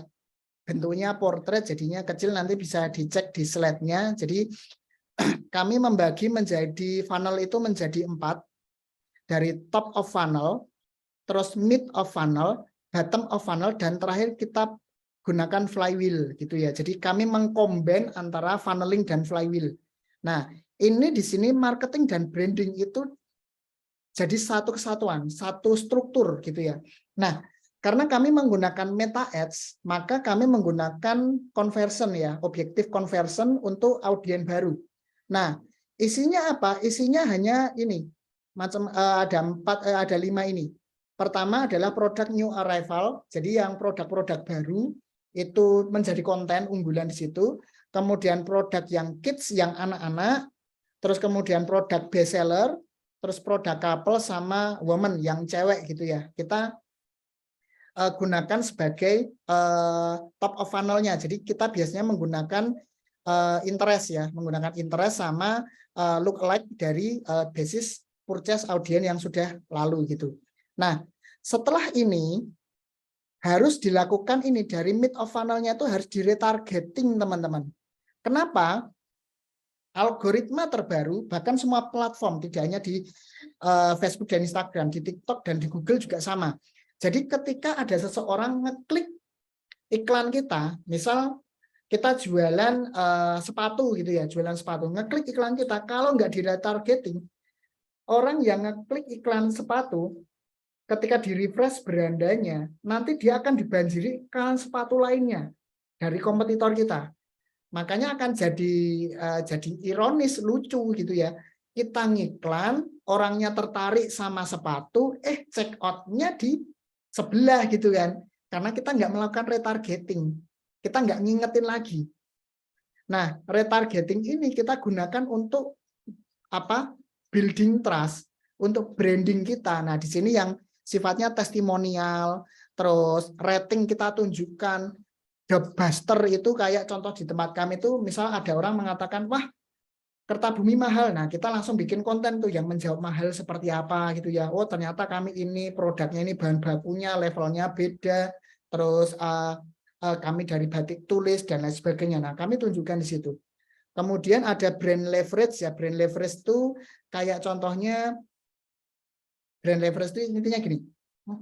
Meningkatkan citra dari brand teman-teman, karena mungkin saat kena iklan pertama kali, si customer tuh baru lihat brand kita itu baru kali itu. Dia belum ngerti itu brand kita itu seperti apa reputasinya. Nah, kita harus tunjukin tuh, oh ternyata ada influencer yang pakai, ada artis yang pakai. Nah, itu kami gunakan untuk retargeting teman-teman.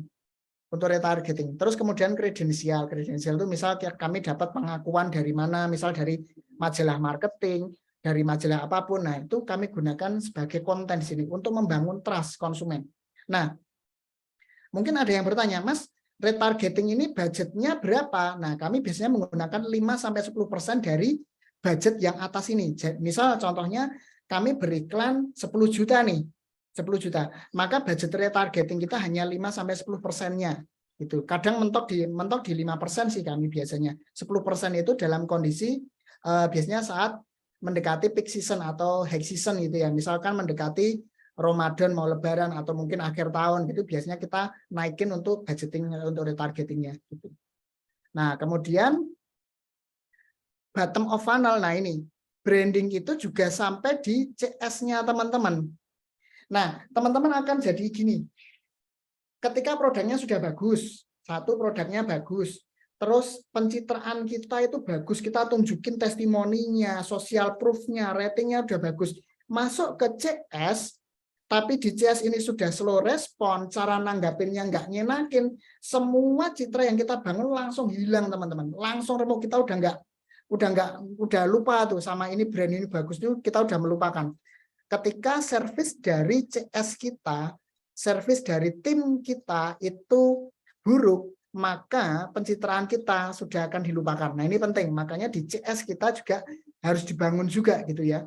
Cara soft skill-nya saat menanggapi customer itu dibangun. Nah, di sini konten yang kami gunakan di CS kami untuk melakukan follow up misalkan gitu ya, itu ada follow up, bisa upselling, tawarkan produk yang lebih premium lagi gitu, atau kita tawarkan promo bundlingnya, ketika beli 3 langsung dapat sekian diskonnya apa, benefitnya apa gitu.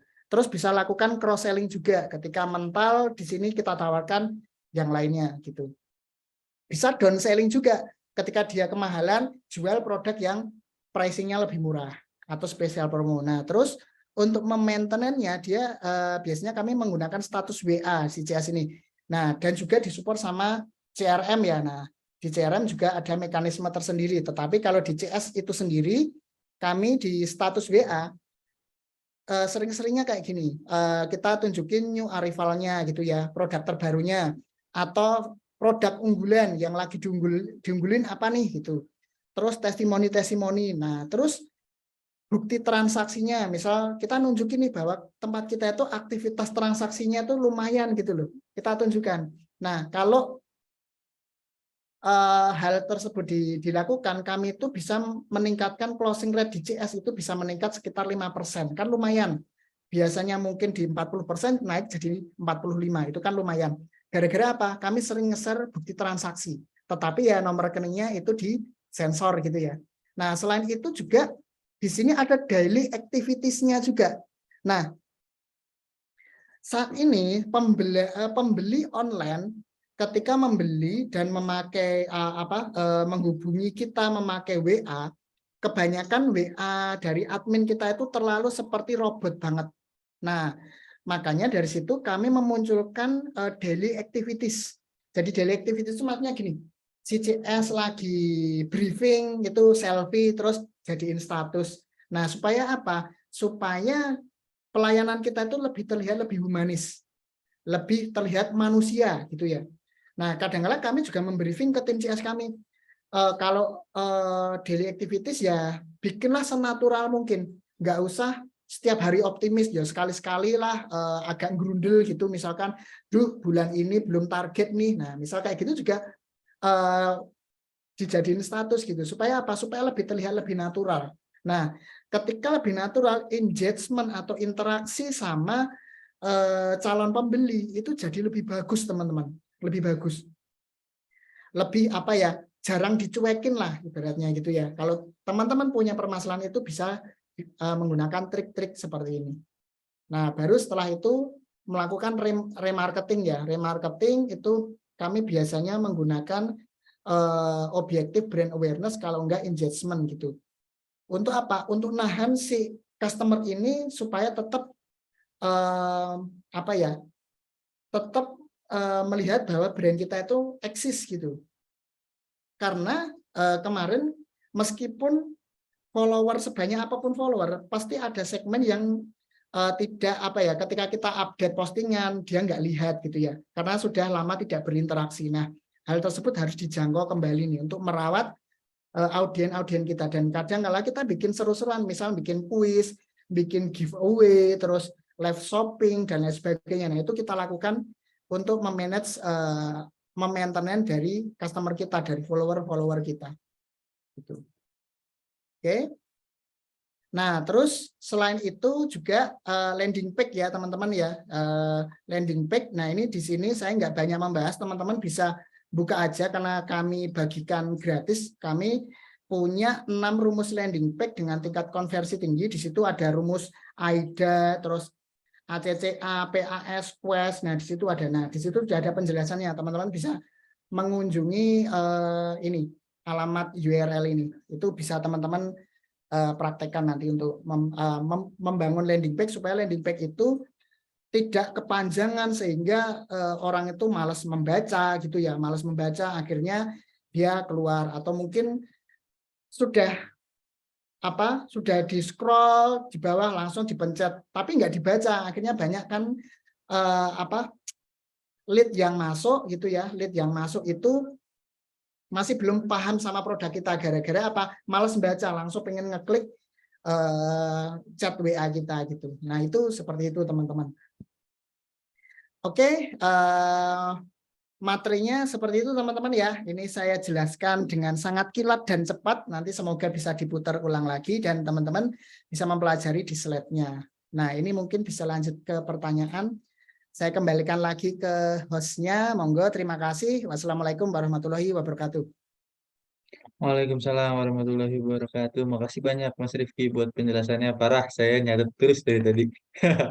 Oke, kita langsung aja ya karena kebetulan waktunya rada terbatas. Jadi kita langsung ke pertanyaan ya. Kayaknya saya buka 3 pertanyaan dulu. Saya prefer jawabannya clear, detail, walaupun pertanyaan yang kebahas sedikit gitu ya. Nah, yang pertama sambil di show aja nggak apa-apa, tim panitia supaya Mas Rifki gampang bacanya juga.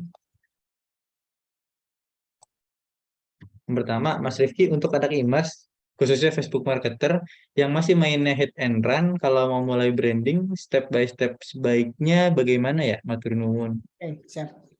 Ini langsung dijawab. Kita 3 teratas deh Mas. Iya langsung dijawab dulu. Oke. Ya.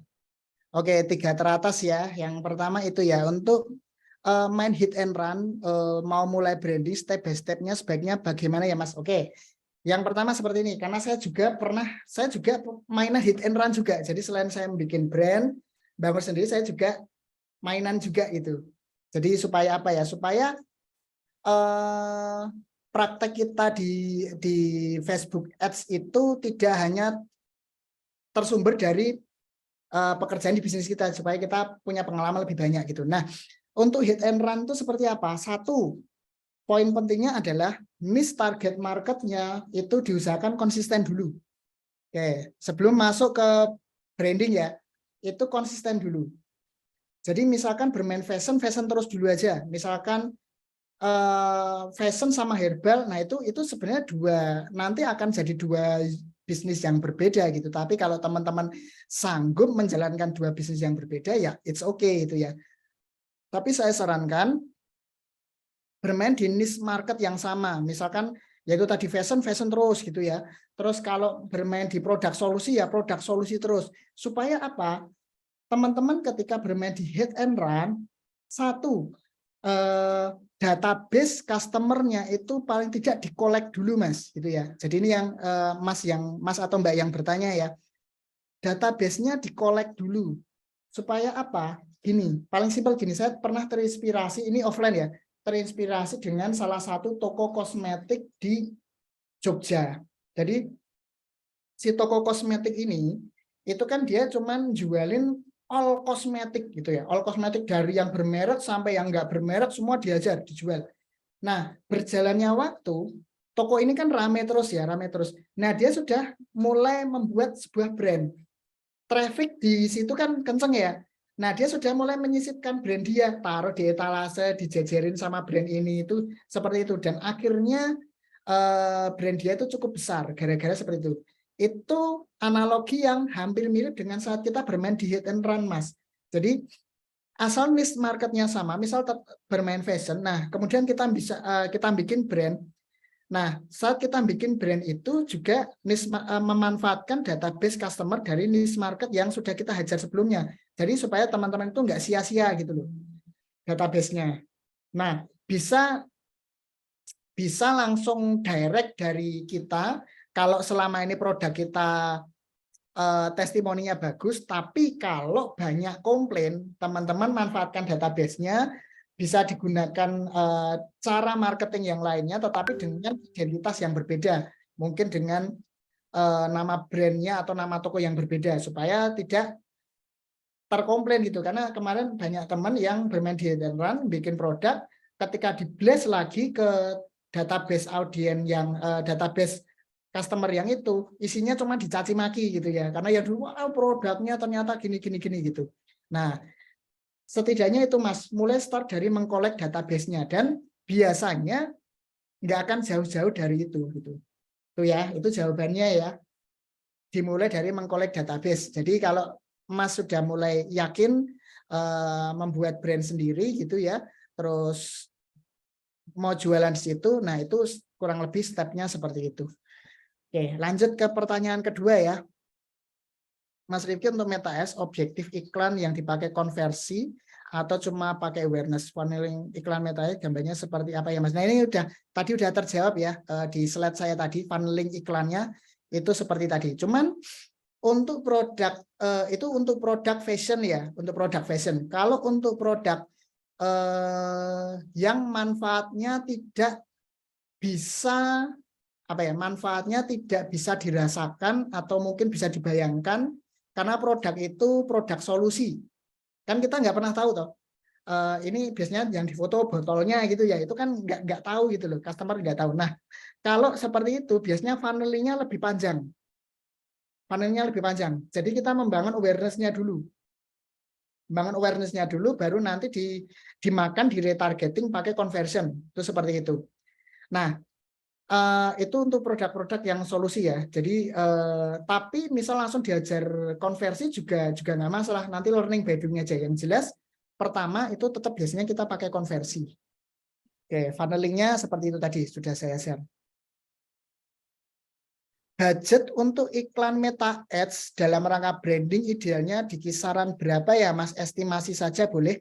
Oke, branding itu kan sebenarnya lebih ke konsep ya, lebih ke konsep yang sudah saya share tadi. Jadi tetap ujung-ujungnya ke sales teman-teman ya, ujung-ujungnya ke sales. Jadi budget iklan itu setidaknya teman-teman menghitung dari, kalau kami itu biasa, kalau kami ya, cara advertiser lain-lain kan macam-macam.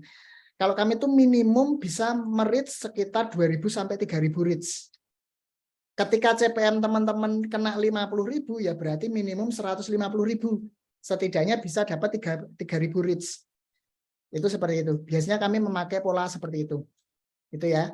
Tapi belum tahu untuk produk lainnya, karena itu best practice untuk kami produk fashion gitu ya. Itu jadi estimasi budgetnya ya kurang lebihnya seperti itu teman-teman. Jadi yang penting bisa nge-reach 2.000 itu minimum budgetnya berapa gitu. Oke, berarti lanjut ya. Riset Sebentar Mas, Oke, siap. mau buka ini dulu, buka tanggapan buat yang nanya ketiga tadi. Oh iya. Ada yang mau nanggepin kah? Yang nanyain gitu?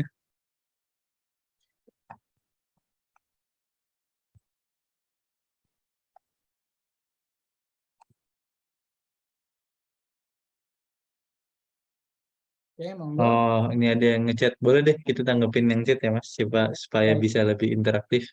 Oke. Dari Mas Huda nih, saya mau branding sapu muntilan. Sapu muntilan itu apa ya? Sapu muntilan. Cara membuat unik gimana ya Mas? Oh, sapu ijuk. Ya. Ya, sapu ijuk. Oke. Jadi gini.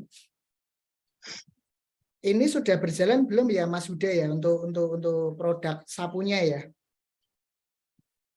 Oh, belum ya? Belum. Oke. Jika belum, gini Mas. Pertama itu kalau mau membuat unik ya, Oke, membuat unik. Unik itu tidak terpaku di produk saja ya. Unik itu bisa di service. Bisa di kemarin ada apa aja? Oke, service satu Mas. Jadi gini, mungkin bisa dicatat ya. Bisa di service. Bisa di gimmick eksklusivitas.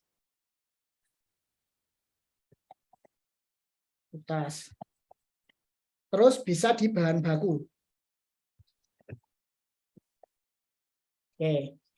Nah, itu di luar apa ya? Di luar kita mengemas yang tadi sempat saya sampaikan ya. Kalau di servis itu bisa misal sapu hijau dengan servis seperti apa. Cuman itu harus kita perhatikan relevansinya ke target market. Jadi gini, hal sederhana yang bisa dilakukan gini Mas. Melakukan validasi, tanyalah sapu hijau itu yang beli biasanya seperti apa. Target marketnya seperti apa? Karena sapu hijau ini kan sebenarnya hal sederhana, cuman segmented juga. Ada sapu hijau yang dijual di pasar, ada yang dijual di mall, harganya beda gitu ya. Itu coba riset dulu ke sana, dilihat produk yang eksis seperti apa dan pengen menjangkau market yang seperti apa gitu. Karena nanti itu berbeda-beda cara treatmentnya. Ketika misal contoh sudah ditentukan, oh saya pengen menarget untuk ibu-ibu yang ada di perumahan misalkan. Ibu-ibu rumah tangga, cowoknya, suaminya itu pekerja ya, karir. Jadi si ibu ini di rumah tangga. Nah, coba Mas, coba diriset. Selama ini sapu hijau itu permasalahan di para ibu-ibu rumah tangga itu seperti apa? Contoh misal ini kayak di tempat kami di rumah ya, misal kayak istri saya itu biasanya punya problem sapu hijau yang sering lepas itu loh Mas, potol gitu ya. Jadi dari pegangannya sama itunya itu sering lepas gitu. Nah, kecemasan-kecemasan yang seperti itu coba dijawab Mas. Kita bisa bermain dengan value yang kecemasan yang terjadi di target market yang selama ini belum terselesaikan dengan baik gitu. Nah, nanti kan bisa dikasih label tuh, jaminan tahan lama, tidak gampang lepas atau apapun. Nah, itu salah satu contohnya.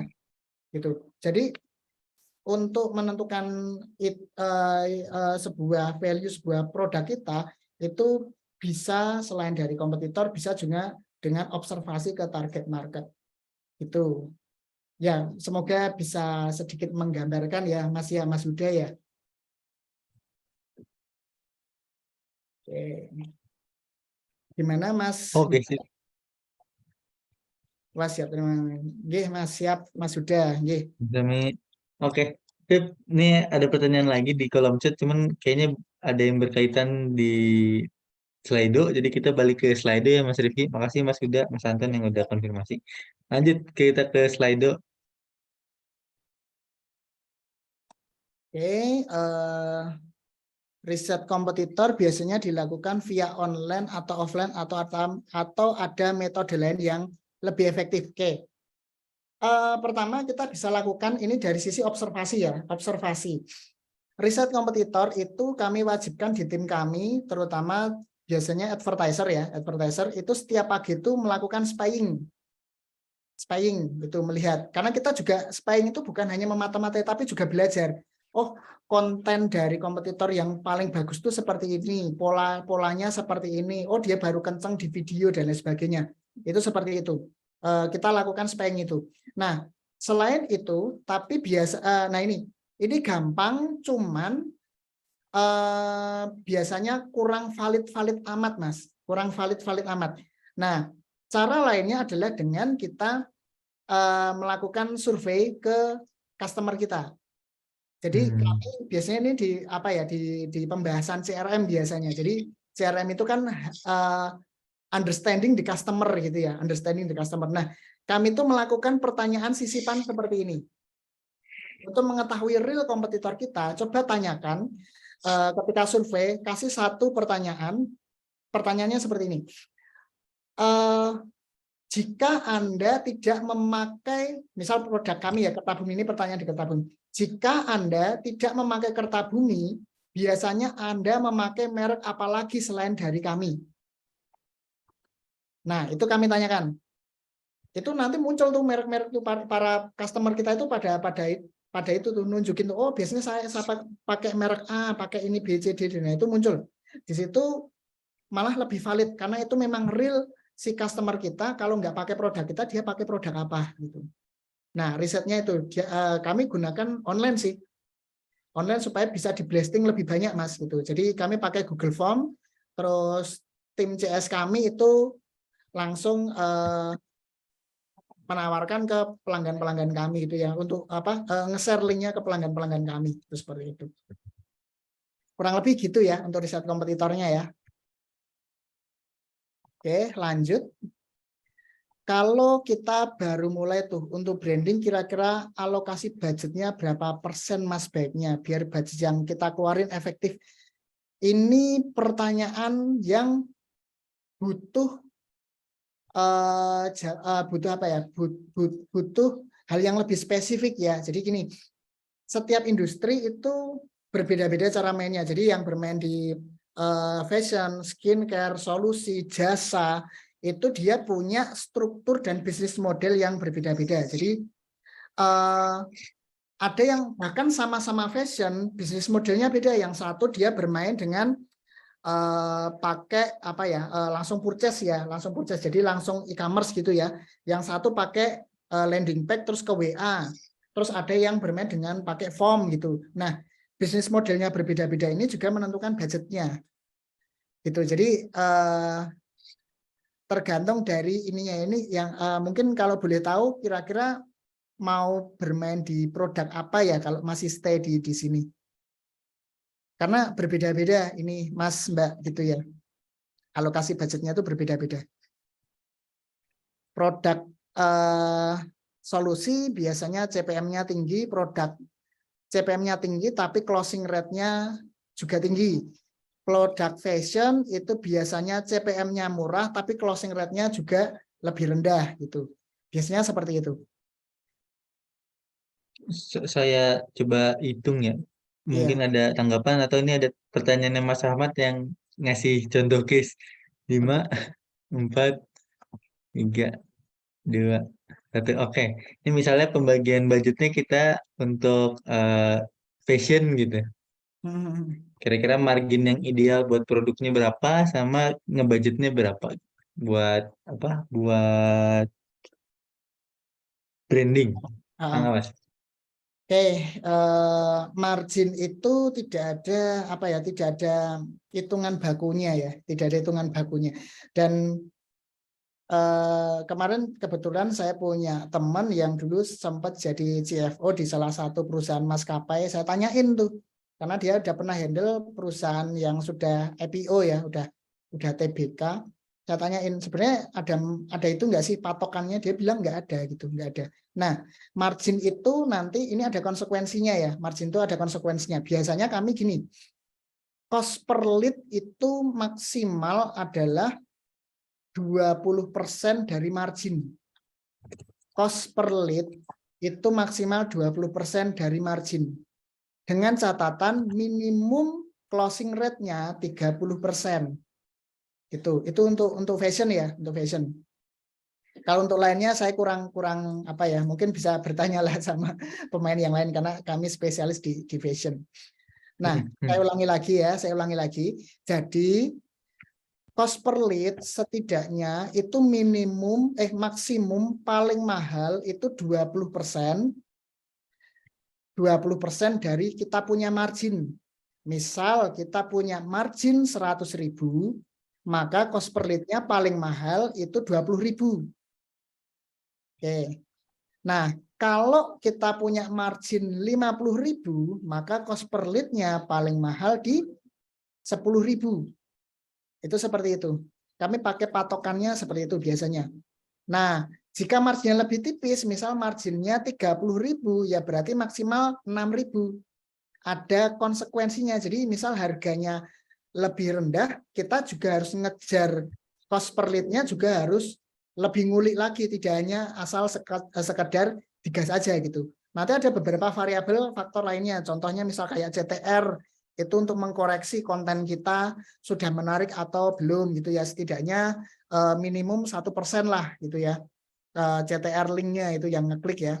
Terus CPC-nya berapa, kalau bisa sih kalau ngejar CPL under 10.000 disarankan cost per kliknya CPC-nya itu under Rp500. Jadi biasanya Rp400-300 untuk cost per kliknya. Nah, CPM-nya otomatis juga turun. Kalau CPM sudah di angka 40.000 biasanya yang lainnya ikutan mahal gitu. Itu untuk fashion ya. Ya, makasih banyak Mas Rifki. Itu ya Ya, buat salah satu contoh case kalau fashion ya. ya, ya. Oke, ini Mas aku mau follow up yang pertanyaan nomor 1 nih, ada pertanyaan follow up dari Mas Anton. Ada di kolom chat, saya bacain aja singkat ya. Intinya kalau bikin survei dari Google Form buat customer, biasanya tingkat pengisiannya tuh rendah gitu. Ada nggak sih cara supaya bisa ningkatin yang ngisi si form dari Nah, kita? oke. Jadi segmen customer itu menentukan. Jadi kan ada namanya hierarki Maslow. Biasanya segmen yang middle low dia lebih transaksional, teman-teman. Misal kita punya produk yang kita jualnya di harga middle low nih, harga-harga agak bawah nih. Itu kena di segmen audiens yang transaksional. Nah, supaya mereka mau ngisi harus kita kasih kompensasi. Oke. Tapi kalau untuk yang middle up bahkan segmen atas sekalian itu tergantung dari kepuasan. Tergantung dari kepuasan. Nah, terus gimana Mas? Paling gampang tuh gini, kita bisa pukul rata. Yang kita responden yang kita kejar ya, itu hanya ke customer kita yang puas aja. Customer yang puas itu lebih dengan senang hati mau mengisi. Jadi kalau asal semua customer itu pertama datanya nggak valid. Jadi survei yang bagus itu setidaknya dilakukan ke loyal customer. Karena orang yang beli baru pertama kali, biasanya orang yang beli pertama itu baru coba-coba. Dia belum merasakan value dari produk kita. Dia baru coba-coba. Nah, setidaknya yang sudah beli 2-3 kali lah. Jadi dikerucutkan lagi. Karena mereka sudah loyal, sudah merasakan produk kita. Yang pertama, yang kedua, dia sudah oke, sudah jadi pelanggan gitu ya. Nah, mereka ini lebih cenderung datanya lebih valid gitu ya. Kalau ditanya kenapa Anda suka produk kami, itu mereka sudah menceritakan value produk kita. Tapi kalau yang baru beli satu, itu pernah kami lakukan dan sampai ribuan kita blast, banyak yang menjawab saya tertarik karena iklannya, bukan karena produknya, tertariknya karena iklannya. Terus mau coba-coba, terus apalagi, nah itu jadi jawaban-jawaban yang masih kurang valid gitu ya. Nah, caranya itu tadi Mas, jadi bisa survei ke hanya pelanggan puas aja, pelanggan-pelanggan yang puas didata terus dimintain tolong. Nah, kalau masih susah, bikin aja giveaway Mas. Giveaway-nya jangan barang, giveaway-nya voucher aja, voucher belanja. Misal voucher belanja di produk kita dapat diskon 10% gitu ya. Nah, cuman vouchernya itu dikasih batas waktu supaya bisa diredeem segera sama si customernya. Nah, jadi malah justru kita survei malah ngomset gitu. Niatnya kan kita survei ya, tapi malah justru ngomset karena si orang yang ngisi dapat voucher, tapi kita ingetin vouchernya ini hangus loh bulan depan, hangus loh seminggu lagi gitu kan, mereka eman-eman, jadi mereka akan transaksi di tempat kita gitu. Oke, lanjut. Terakhir deh Mas yang ada di situ tanggung yang di slide itu. Siap. Oke, yang bawah sendiri ya. Ya. Misalnya saya berhasil dapat dokumentasi foto, video KOL lagi pas pegang atau pakai produk saya. Apa itu aman secara hukum semisal kita pakai untuk iklan? Nah, itu sebaiknya dibicarakan dari awal. Jadi saat kita langsung tanya, boleh enggak sih boleh enggak sih kontennya kami gunakan untuk kebutuhan marketing kita gitu. Nah, biasanya ada yang rate-nya sama, oh boleh-boleh aja, tapi ada juga yang masang tarif lebih mahal, itu ada. Bahkan 2 kali lipat. Itu ada yang seperti itu juga.